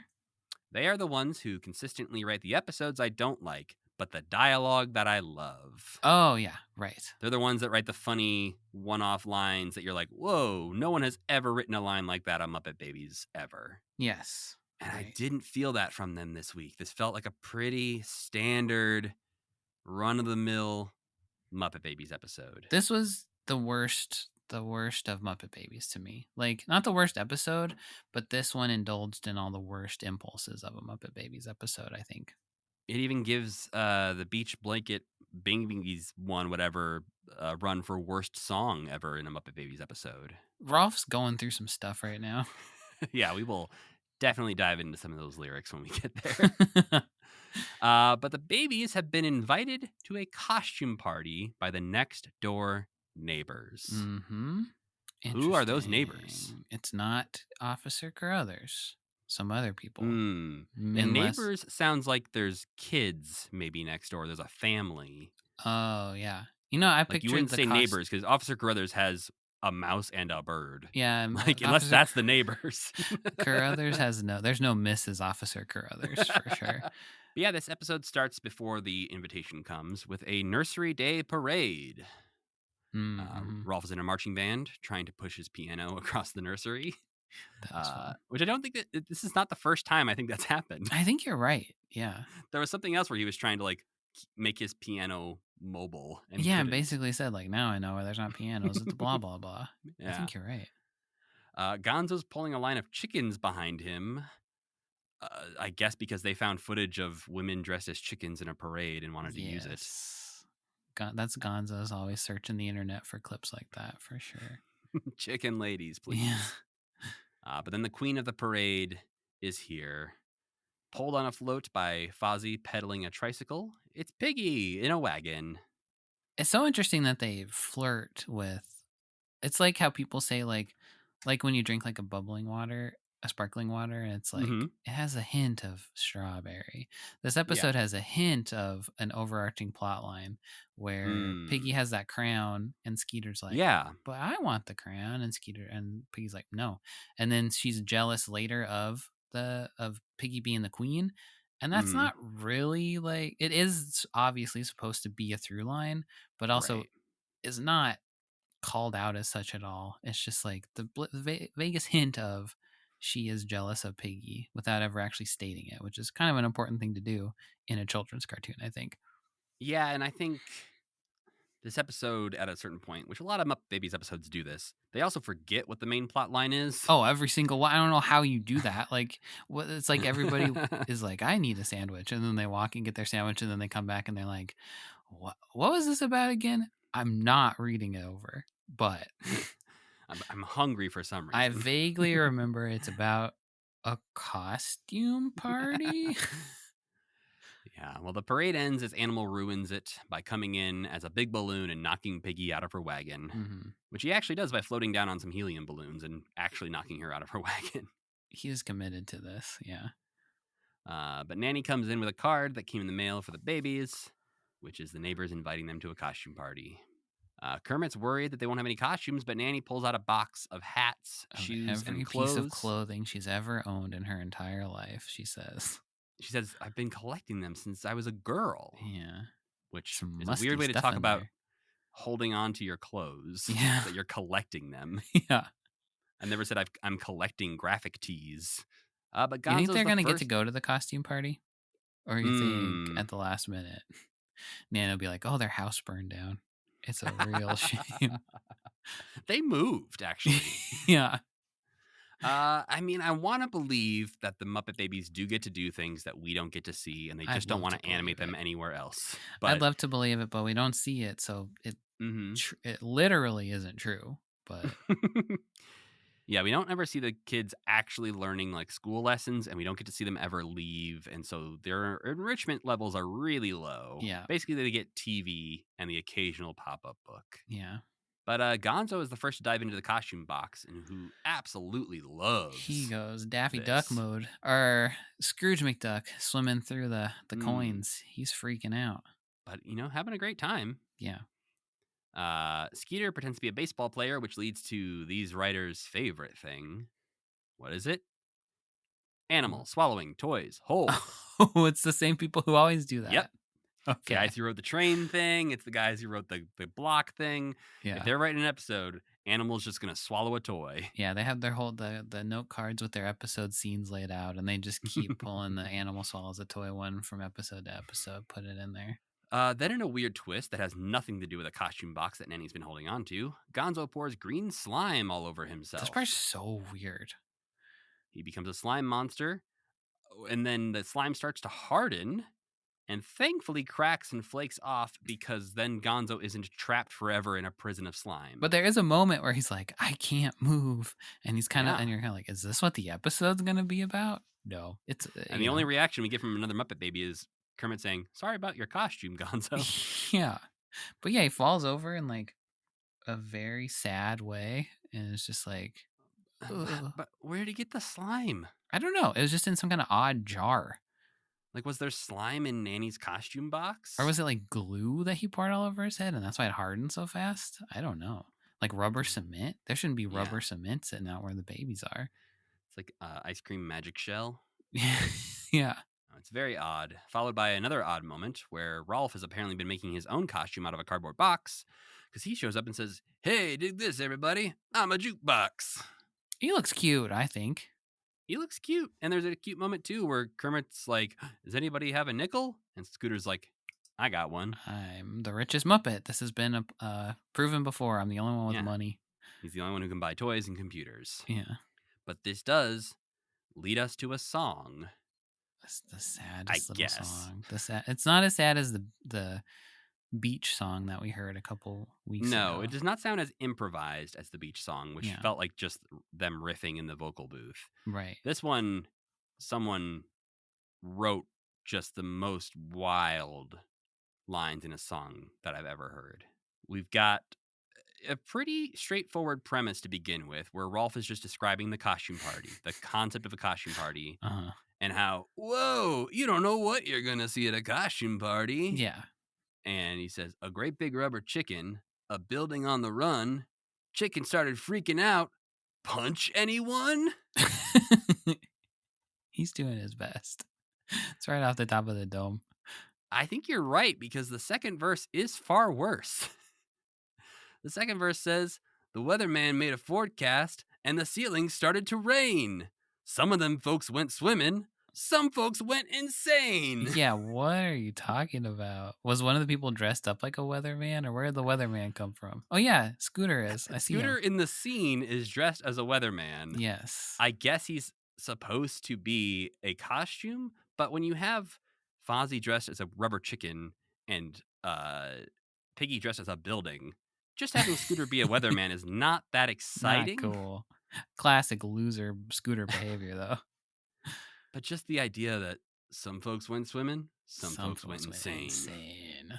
It's almost like a holiday, it's almost like a novelty Halloween song a little bit. It's some of them are this bad for sure. It does have the rumblings of a novelty song. Yeah. But it just doesn't commit in any direction. No. And then at the end, as they're just sort of seeing the words costume party over and over, Rolf starts yelling about like, there's a mermaid. Maybe. Hey, look, the costumes are having their own party. Maybe Rolf's the one who went insane.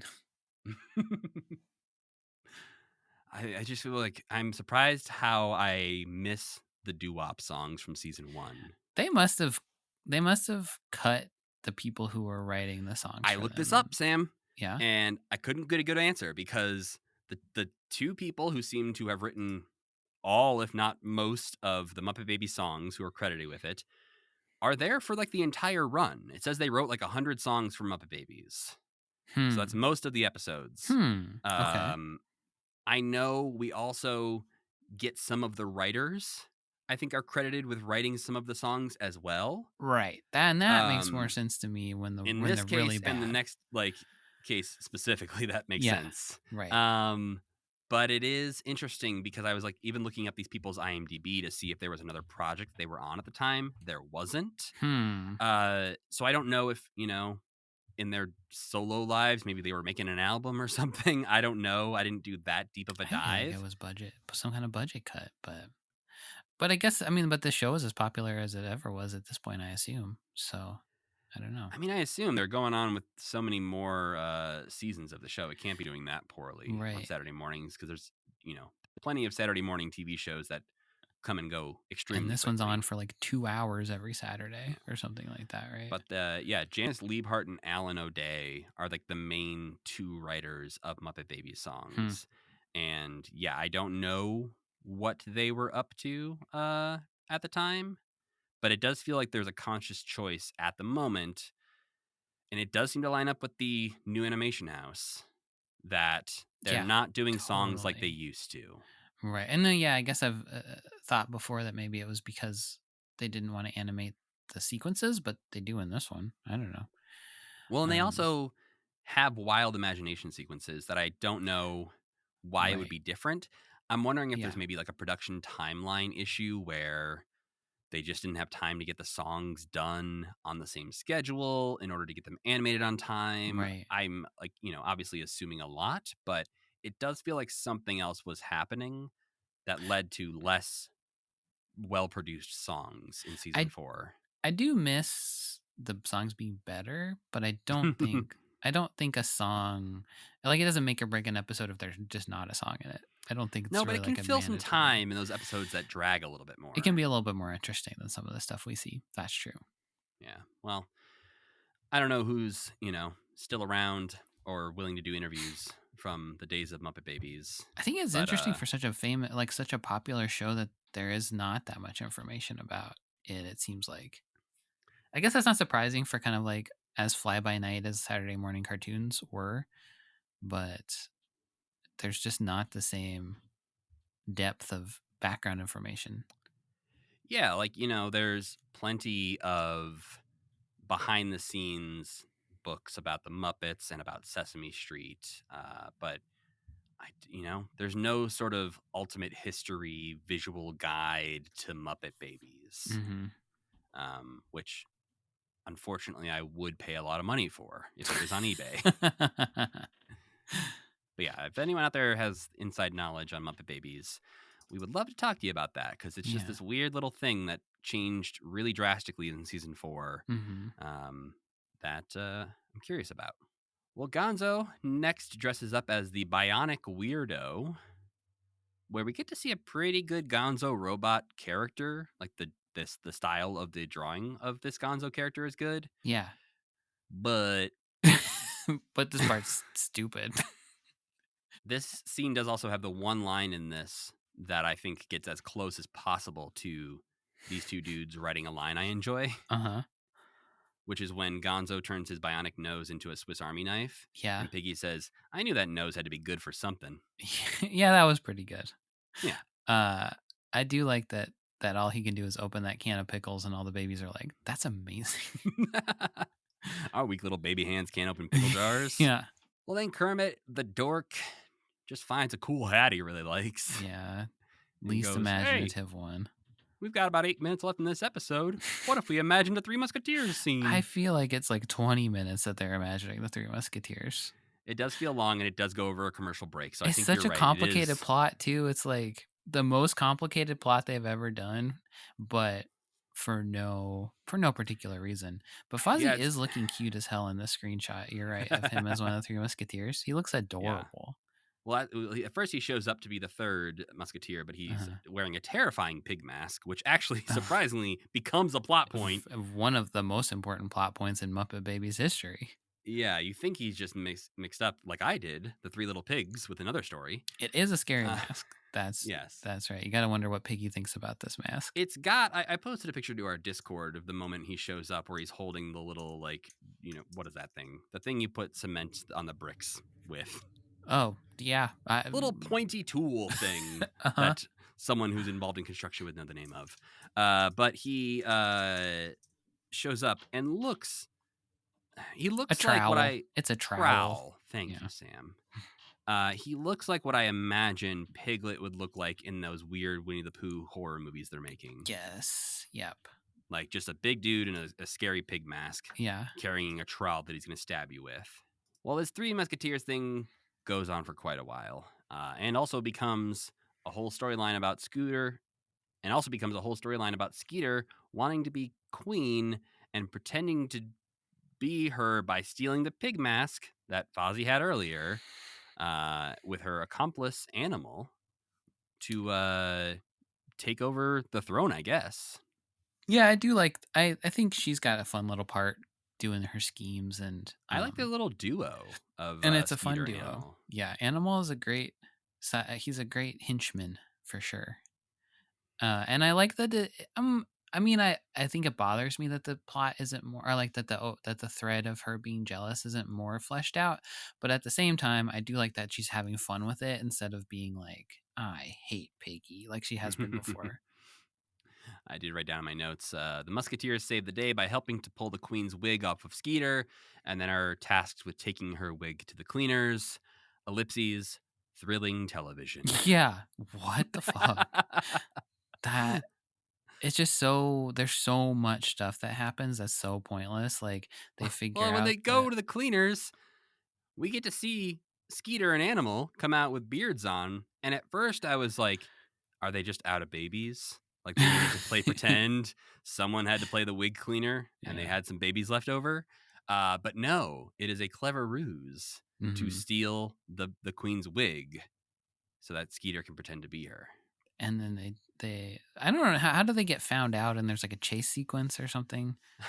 There is. It was around this part where I also was like, so this is about a costume party? What's happening? Yeah. But it turns into a chase scene where they need to chase down Animal and Skeeter, who are running away in a horse-drawn carriage. Suddenly, while they're chasing them, Animal and Skeeter throw the wig from the carriage. And you're like, okay, cool, weird, they gave up. But it turns out they had, I guess, a duplicate of the wig. And the one they gave back to Piggy, Animal is hiding inside of. I think the implication because Skeeter's like, come here, Animal, I have a devious plan, and whispers to him and then starts powdering him. So I think the implication is that she styles him into a wig, but But that's it's not too borne good. out later when like the wig doesn't unfurl into Animal, he busts out of it. But it would have been funnier if he had been like blah, blah, blah, and they had just like all the powder came off him and it was just Yeah. like that was Animal the whole time. You were just wearing Animal on your head. Yeah. And in real life, she was just wearing Animal on her head. Well, then Piggy and Skeeter both get introduced at the party as the Queen, but Animal bursts out of the wig. And so then Skeeter says, basically, we got to arrest Piggy because she is not the real Queen. I am. Look, I'm a pig and I have a wig. Showing her cop-like tendencies again. But then a rocket burst into the scene, piloted by Commander Weirdo of the Rocketeers. I again wrote in my notes at this point, Sam, just let it end. Yeah, this needs to be over. And it does end with Skeeter not wanting to be Queen anymore and decides, I just want to be a Rocketeer. Be a Rocketeer, more fun. Yeah. But when Nanny comes in to check on them at the end, the kids all share their costumes. And then Gonzo unzips to reveal an alien inside of a Gonzo costume that is then Gonzo inside of an alien costume. At the very least, he did unzip himself again and was actually Gonzo, and it wasn't like when Kermit was an alien, and that's never been resolved. He had the little antenna or whatever. Yeah. Yes. That was horrible. This at least gave some plausible deniability to Gonzo being an alien. Yes. But Kermit is an alien. And the last episode we watched this week was Nanny's Day Off from January 16th, 1988, the last episode of Season 4. This episode was written by Hank Soroyan, who was a writer, story editor, voice director on Muppet Babies. He was also the executive in charge of the series. He was a song producer, and he was the story and head writer after Jeffrey Scott left. Oh, okay. So this dude in charge of things. Yes, he's the boss of the Muppet Babies. Yes. Huh. He was also a producer, voice director, and story editor on Little Muppet Monsters, and directed the voice cast for cartoon All Stars to the Rescue. Oh, hell yes. And this is actually somehow the first of 19 Muppet Babies episodes he's credited with writing. But he will write a few more in seasons 5 and 6. He'll write like half of season 7, and then he writes almost every episode of season 8, including the series finale. He's suffering the same fate as his predecessor. Well, I don't know. I will say I didn't enjoy this episode. Okay. I feel like for me, it's not a great omen that like if I'm looking into production stuff, the fact that this guy is in charge of everything now, he writes this episode. It's the first episode he writes. I feel like maybe by the end of season 4, they've settled in to their new production system after some chaos throughout season 4 of post Jeffrey Scott time, where there's a lot of random writers coming in and out. What didn't you like about it? I don't know. We'll talk it through. Maybe I'll remember. But Okay. I think for me, the kids are frustrating. That's the part I liked about it. I think I liked that they were kind of learning a lesson. They were like learning about what it means to be Nanny, which I thought was, I guess. I think. I mean, kids are annoying. They are. I was hoping maybe they would learn a little bit more lessons by the end, or have Yeah. to deal with the fact that they weren't actually really giving Nanny much of a day off. Like, right. In a newer cartoon, that would have been forefronted more, I think, or like, yeah, definitely. like specifically Rolf and Gonzo. I think Nanny had to interfere multiple times. They're doing a terrible job. Yeah. Scooter and Skeeter did the worst job, I think. They achieved their goal. Yeah, it looked so nasty though. That is true. And then they were covered in PB&J, which meant that they were going to have to get a bath. So yes, yeah. But the episode unexpectedly opens up on a shot of the ship from Aliens. What? Yeah, what the fuck? And then we go inside to see the actual hypersleep chambers. Why aliens of all things? I think this is supposed to be what Animal dreams of. Oh no. Because in this, we see him come out of one of the hypersleep chambers. It's him waking up. Wow. But it turns out that he's actually waking up in real life. And he opens up the curtains on the window and then trumpets everyone awake. Right. So yeah, so in his dream, he was in a big battleship in a sleep pod. What a chilling look into his mind. And then the babies, as they wake up, go, wait a minute. Today's the day, remember? It's the day for Nanny's big surprise. Yeah. This time, though, they're not waiting on Nanny to surprise them. They are going to surprise her. Something cooking for Nanny. So Kermit and Scooter and Fozzie distract Nanny by telling her they need to find Fozzie's rubber chicken, while the others sneak out of the nursery to do something mysterious. Did you notice the big ass animation error in this part? What was it? The entire drawer that they're looking through disappears completely, and Kermit's hands are going into nothing and disappearing into nothing. But in the first shot, when they're looking through the drawers for the chicken, they're like digging through a drawer, and then it cuts back and it is gone. And Kermit's hands, and then throughout the rest of the episode, it never shows up again, and they're just digging through something invisible. Huh. Very odd. Yeah, there's a few times. I always wonder how you forget that. Like how you don't. You put that down and take the photo of it on your whatever animation rig you're using, and you're not like, I think there's supposed to be a drawer here. I don't think his hands are supposed to be visible. Oh, well. Surely there should be eyes on this character right now, right? Yeah. Yeah, it's like we were just watching Little Women last night, and there is a scene in Little Women where there's a hydro flask on the table. Oh, really? Yeah, behind Timothy Chalamet at some point, there's a hydro flask on the table.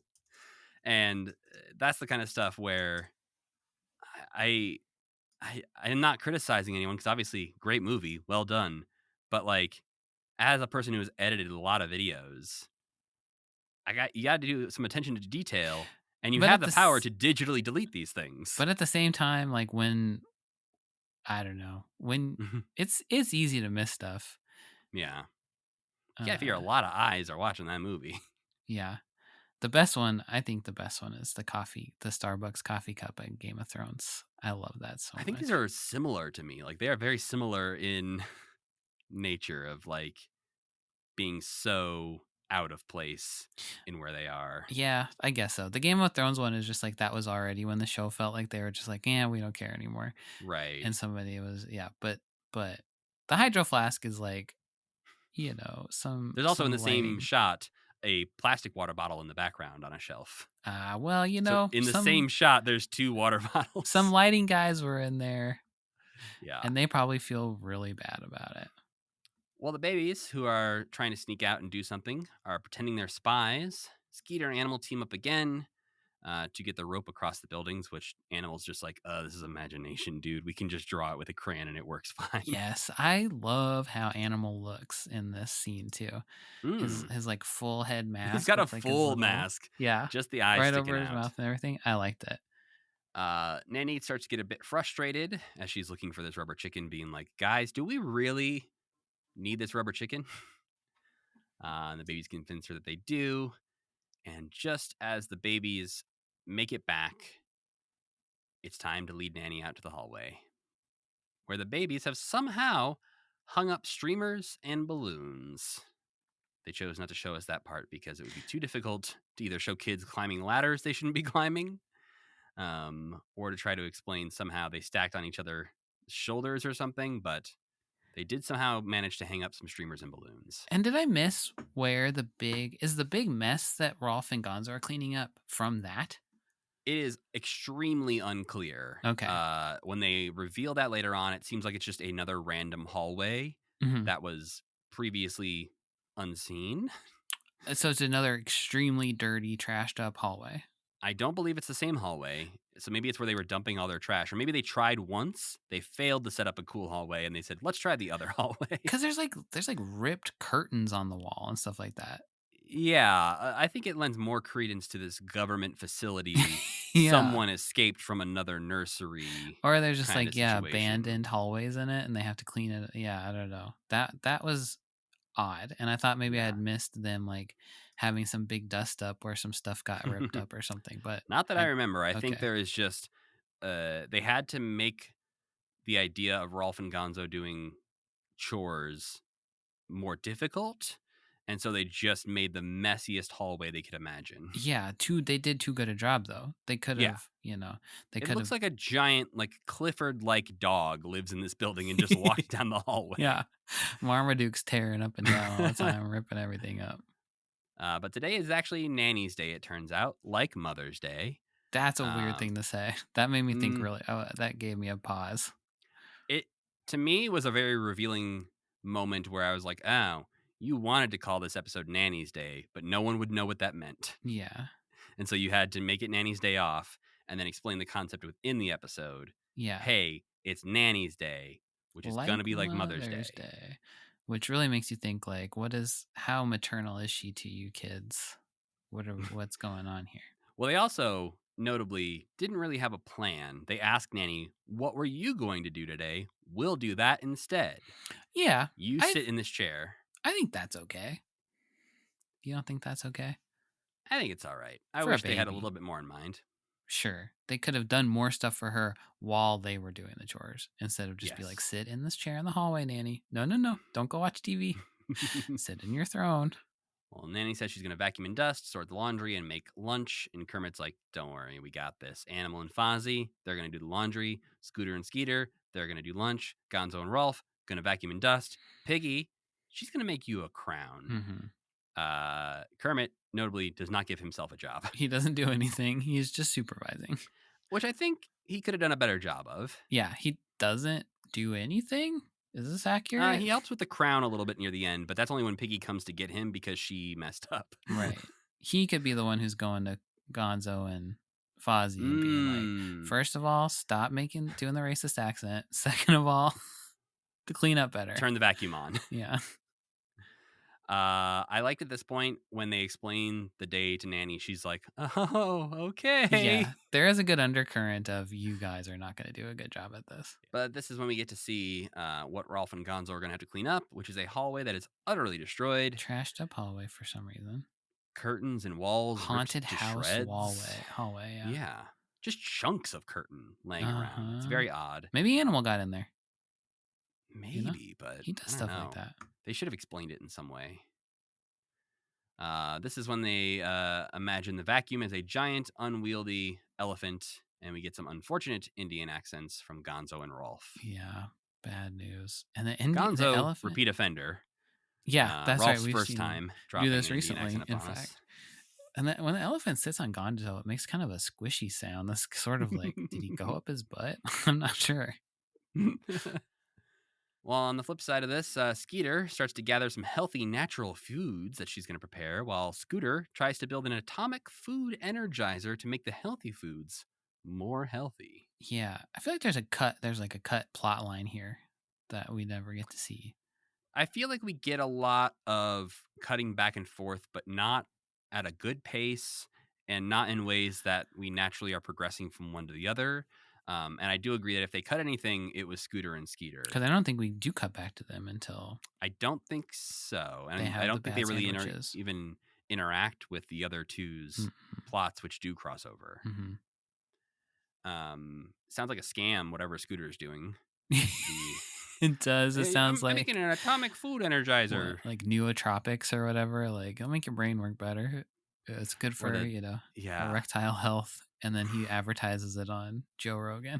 Yeah, like, you gotta drink this special water. It's got more energy in it. Yeah, he's got baby Scooter on for a 3-hour interview. And just like, wow, fascinating. Wow. So energize your food, it makes it healthier. Wow, I didn't know that. That's right, Joe. And also, taxation is theft. I'm bringing things down from the inside with a new computer He's a program disruptor. I've made. Scooter is kind of a disruptor. Even non-baby version of Scooter too, with his like wheeling and dealing. I mean, we've talked about him getting into crypto before, so I feel like he is right there with the Zucks and the Musks. He'd get the rug pulled out from under him, but he would also make his own crypto and be like screwing other people at the same time.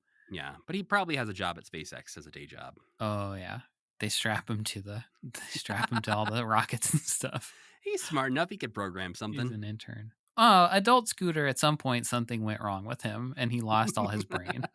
His sister disappeared. Yeah, and traumatized him. Well, Fozzie and Animal are doing laundry, kinda. They're just supposed to sort the laundry. I think they do a pretty good job. Well, they do half a good job. For who goes to do it, they do an okay job. But Animal's the one who does the good job, I think. And that's interesting. But there's the risk that Animal eats every piece of clothing that Nanny This is true. owns. If the other guys were writing this episode, he would have been just eating all the laundry. Yeah, yeah, the weirdos who like him to eat. He was turning into Jabba the Hutt at the end. Yeah. Just been like, whoa, whoa, whoa. Gross. I ate all your underwear, Nanny.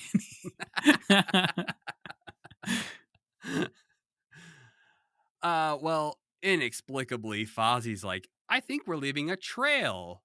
And Animal goes, wagon trail. Yeah, that's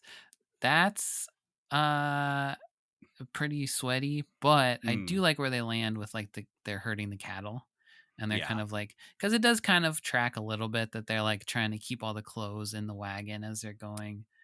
Yeah, I also agree. I don't mind where they end up, but the path to get there was a bit obscured. And then Kermit rides up as a cowboy, and they sing a song briefly called "Riding with the Wagon Trail." I kind of like this song. This is definitely the best we've had in a while. Yeah, but it is brief. They definitely are doing much shorter songs than they used to. Mm-hmm. Well, once they've learned how to turn the vacuum on, Gonzo and Rolf cause a commotion while vacuuming, which leads to Nanny unplugging their vacuum and lightly scolding them, suggesting, hey, maybe you've done enough vacuuming for today. And lots of Star Wars footage. We do see a lot of the ATST walking around. Yeah. But Nanny's like, hey, maybe you pick garbage up by hand, huh? How about you don't vacuum anymore? Yeah. Not a lot in there looked like it should be vacuumed up anyway. Yeah, there's a lot of big chunks. Yeah. But back on the wagon trail, Fozzie and Animal come across Rolf and Gonzo, who are now jungle explorers, picking up random litter bugs. I think of anybody that we've seen play with Gonzo, Rolf has been the most game. They're kind of on the same wavelength for some reason. Well, and he's a little bit more responsible. So he's like, he can keep him in line, but he's also willing to play with him. He can get a little silly, yeah. Which, I think that's reflective of adult Rolf, too. Yeah, he just doesn't get the chance quite when as he much. Gets a joke off, it's usually a banger. But most of the time, he's just like, I'm just going to be over here. Well, once they run into each other, they start having disagreements about who is who in each other's imaginations. About who's a litter bug, who's a prairie dog, who's an explorer, who's a cowboy. And at this point, Piggy interrupts to go get Kermit and bring him back to the nursery, which has been destroyed, much like the hallway was destroyed. Yeah. But this is because Piggy's looking for just the right jewel for Nanny's crown. Oh, I forgot all about this part. Yeah. and yeah, this is we get a scene here where Piggy and Indiana Frog are traveling around the world looking for the prized jewel of Tibet. I liked their relationship too, because Piggy has kind of her own adventurer persona, Mm-hmm. and she's again like Indiana Frog. He's a moron and is kind of carrying the adventure. I thought that was kind of fun. He does solve the mystery though, and she's like, "We can't find this That's sacred true. jewel of Tibet or whatever." He's like, "Have Yeah. you checked Tibet?" Yeah. I guess a lot of this episode was just like, except for the one part that was literally offensive, was pretty inoffensive. Like, Yeah. there wasn't a part of it where I was like, I can't believe this is still going on. And I just loved when the wagon train and the explorers ran into each other. And I think that kind of like ABC plot that squishes into itself, it was like a pretty successful idea for a Muppet Babies episode to me. Well, and I think it feels like a good extension of real kids' lives, Mhm. if that makes sense. Like, kids could see this and be like, "Oh, I want to help my mom out doing these things, and I can make it a fun game where I'm an explorer or Yeah. whatever." Like, Yeah. it's not that far off base where we often talk about how, what are they doing in the real world right now? Like, Right. what could they possibly be doing that this had really represents good one-to-ones. them Yeah. doing this thing? Uh-huh. Like, are they just standing there in a room pretending a tank is attacking them? Just like talking what? at each other or something. Yeah. Yeah, and so this one, the entire time what they're doing when they're pretending to be traveling the world or looking for bugs or taking the wagon trail. Like, Right. they are moving the laundry in a wagon, and then they are picking up garbage, and Piggy's destroying the nursery. So, see, Matt, it's a pretty good episode.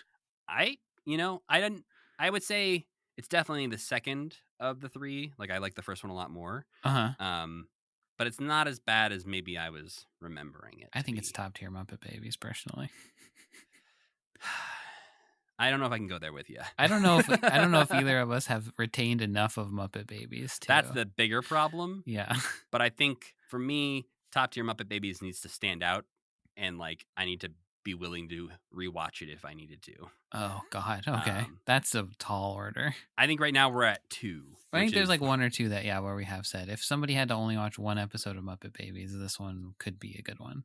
And I think it's the weirdo for the prosecution. I think that's a one great one. So that far. Is a great one. That is a good episode. Would rewatch if needed to. Yeah. But I don't think Nanny's Day Off for me would make that list. Okay, it's on mine. But the episode ends as the kids present what they've done for Nanny. Gonzo and Rolf bring in a big old bag of trash. Thanks. Fozzie and Animal didn't quite finish sorting the laundry. Animal brings in a well-folded wagon full, and Fozzie comes in just holding a big pile of unfolded laundry. Half is still pretty good, though. Folding laundry's hard. For babies. For babies, for sure. They got tiny little arms. Yeah. Folding a shirt takes them like an hour.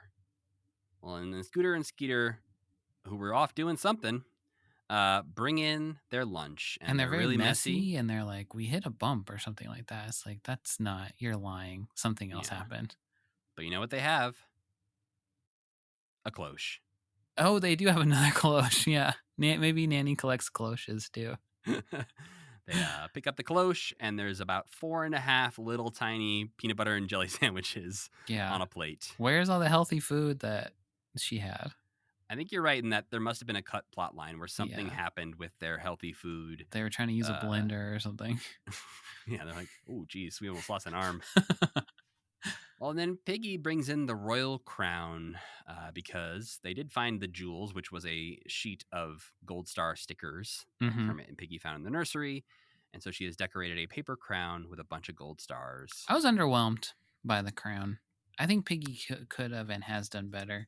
And also, Gonzo is he's a better fashion designer than Piggy is. I think we've seen as well. I think the crown is hilarious because Nanny can't put it on her head. And so she just has to hold it in her lap the entire time because otherwise we would have to see her face. A little flaw in their plan. She just holds it in her lap the whole time. She's like, I love it. I promise. Oh, no. They probably got to that part in the animation and they were like, oh, fuck. You could have written around that so easily, though. You don't need a crown for a Mother's Day episode. We don't have to see the crown either. She could have just taken it and put it up off screen, and we would just know which it's is there. fully what I expected. Yeah, but it's way funnier that in every shot of Nanny in the episode, she's just holding it in her lap. And writing it in the first place is also pretty funny too.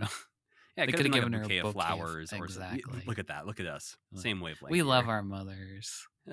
We give them flowers. Yeah. But then they wish Nanny a happy Nanny's Day, and she says, "I'll never forget this day. I can't wait until next Nanny's Day." And they go, what? When's that? And she goes, it won't be for a whole year, kids. Calm down. But every day's Nanny Day for me. I have to do this shit. Wake up, clean up your messes. Look what you've done. And that does it for the Muppet Babies episodes we watched this week. The end of season 4. Sam, is this show a good show? No. Okay. It is not a good show. It's getting better. Yeah. And this season was less reprehensible than past seasons, but I still don't derive any joy from watching it. Do you? I think I'm seeing it in a different light. Not that I think it's a good show, Mm-hmm. but I think trying to view it in the context in which it existed, of this era of shows and who its target audience is, I can see the value in even worse episodes. Like, I think for me, the Nanny's Day Off falls solidly into that box for me, where I'm like, as a baby show, this is a good episode. That's a good point. Yeah. I didn't necessarily enjoy watching it as much as The House That Muppets Built, but I do see its value as a kid's show. I do think the difference is, and I think maybe I take a little bit of my, like, I worked on SciShow Kids for so long into this, is like, there are episodes that are actively harmful to children learning real things. Yes. And when those come there's up, some certain child psychologists weren't necessarily consulted like they were with Sesame Street. Yeah. And it's tough to see it in comparison to Sesame Street and be like, yeah, just that there's two children's shows that have the hints and name on them, and they're so wildly different in terms of caring about the subject matter. I do think they're, and I don't know how successful they are, obviously, because it's hard to know that. I do think there is a power in teaching kids how to be imaginative. That's that was the next thing I was going to say, is when they do nail it with the creative play thing, then it's okay. But when they're trying to be like, and this is what history was like, and then they show get it like all wrong, not what history was like, and it's like, well, this is the kind of thing that would stick with me forever. And then I'd say, like, did you know ancient Romans ate Marco Weirdo discovered banana Brazil? Splits? And then someone would be like, what? I don't know, Muppet Babies told me. Yeah, no, I think it's I don't know. I hope it gets better. We keep hearing from people that there are some later season episodes that are truly good. And I'm hoping that maybe there was just some fourth season uncertainness with the changing writers and things. And hopefully they found their footing now at the end of the season. I don't not see it improving a little bit. So, yeah. The fact that our favorite episodes we've seen so far have all been in the last season is encouraging. Like, there's been some bad episodes for sure, but, you know, we have liked some of them.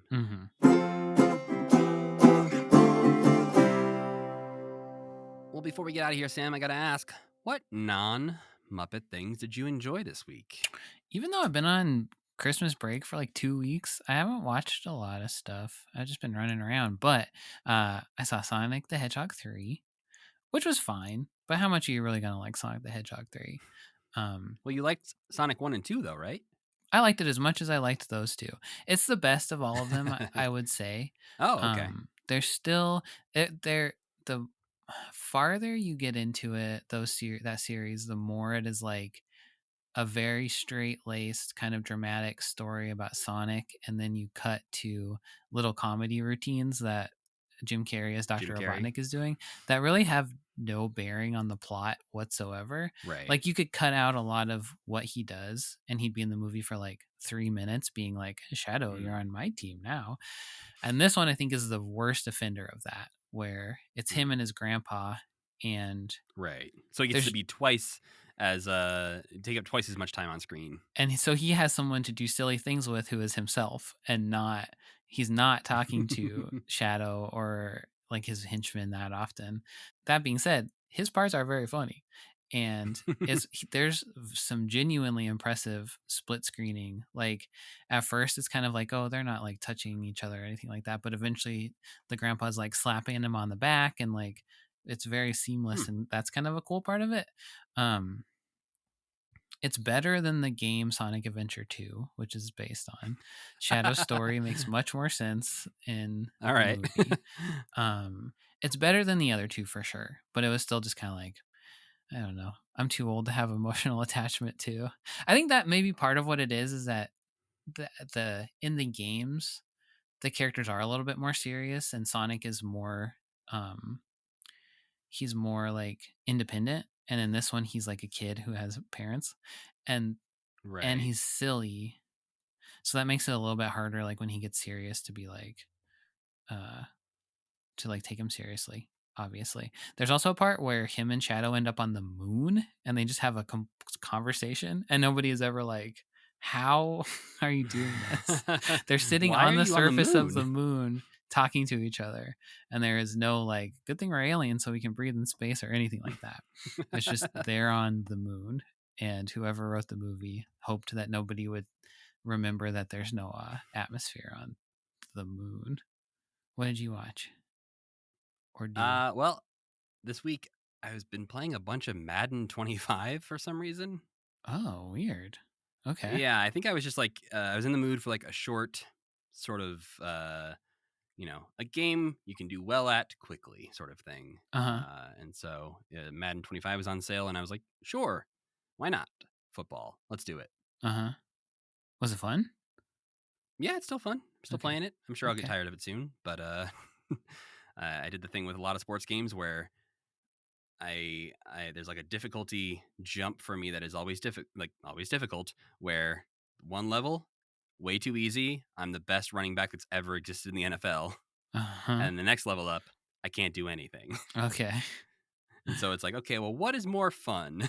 Like just running over everyone, dominating, Right. or a challenge, but sometimes really frustrating. Yeah. So What is more fun? The challenge? so far in the first few games of the season, I stayed on the easier level. Then, like, once I realized I was going to break like the season rushing record in like the 5th game of the season, I was like, maybe I should turn the difficulty up. So Uh-huh.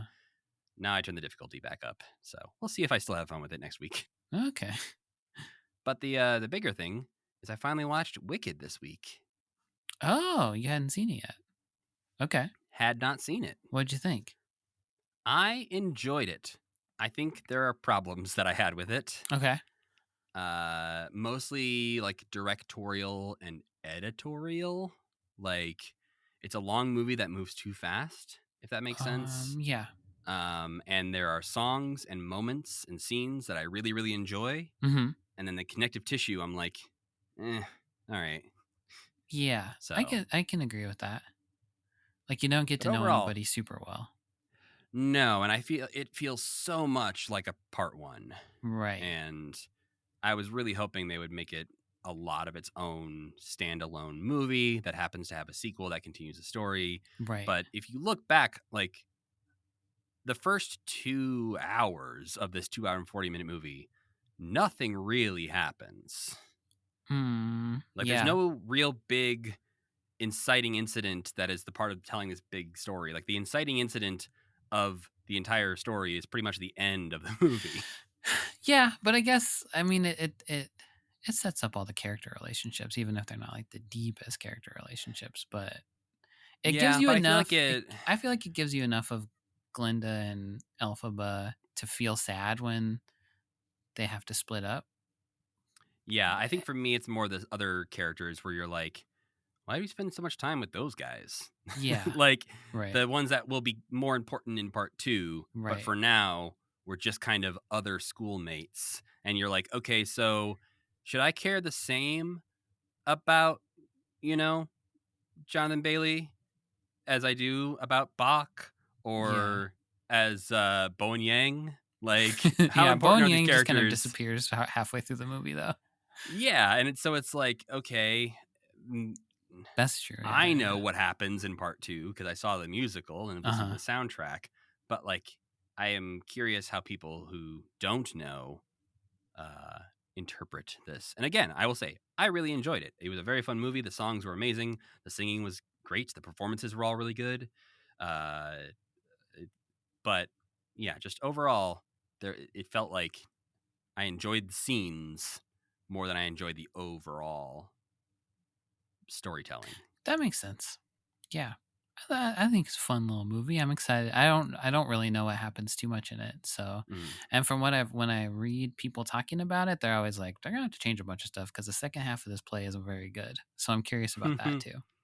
I think it's some people have problems with part 2, but I think also the most, for lack of a better word, popular songs are in part 1. Right. And so you kind of burned through a few of your biggest songs already. But yeah, I think it'll be interesting because I know they're doing an original song. Yeah, that's what I've I believe seen. for part 2. And that's the people who made like the Broadway show have said that they're putting some things into the show they were wishing were always in there. Yeah. Originally. So yeah, I think it'll be interesting. And I wish, if it didn't take 5 hours to watch the whole thing altogether, I would like to have that experience of watching the whole thing as one big long story. Well, I'm sure when the second one comes out, there will be a way to do that if you really want to. But, at that time, I'll have like a 6-month-old child, and that probably won't be what we'll be doing. Good point. Good point. I'll be waiting until next New Year's when they release the next one digitally, and then I'll watch it at 3 a.m. in the middle of the night. Right. Well, the next time we are back with you here on Commitment, I figured since we just wrapped up another season of Muppet Babies, it would be a nice time to take a look back at some of the things we've missed or things that we have found since our last Odds and Ends catch-up episode. So we are going to do our 4th catch-up, roundup, odds and ends, whatever we end up calling it, episode, where we'll be watching a bunch of things that we haven't discussed previously on the podcast. And yes, I found a few more Jimmy, Dean, and Rolfs. That's amazing. You're an archaeologist. We're getting, the percentage-wise, the Jimmy, Dean, and Rolfs we have seen is surprisingly high. But the ones I found, I think, were all from like the first season. So I think they're all pretty early days of Jimmy and Rolf hanging out. Huh. We'll get to see their bromance unfold. Mm-hmm. But I also found some more Macy's Thanksgiving Day Parade appearances, some traveling map postcards from International Fraggle Rock series. Oh, yeah, right. I saw you on a desperate search for those. Well, because again, I found most of them, but not quite all of them. And so, thankfully, the Jim Henson Company has uploaded a lot of those to YouTube through the years. But obviously, there are some that are just in French or German that we don't necessarily get much out of by watching. But they have translated some of them and released them. And then obviously the UK ones, which we can watch and understand. But we've got those. We've got a good amount of previously unseen by us TV appearances and interviews and stuff. So much so that it honestly might end up being 2 back-to-back catch-up episodes if it ends up being too many hours of things to watch. But I'm still putting the list together as we speak. So... But that'll be next time. For now, we need to thank our friend Tuna for making music for this podcast and Cassie Wilson for singing our theme song. Don't forget to go to commitment.com for all your commitment needs. You can always reach out to us at mail@commitment.com if you have any questions or inside knowledge about the songwriting process of Muppet Babies. Yeah, we gotta know. If you were writing the songs for Muppet Babies, hit us up. But you can follow this podcast everywhere on social media at CommitmentPod. And you can follow me at Matthew Gatos. And I'm Sam Schultz. And as always, keep believing. Keep pretending.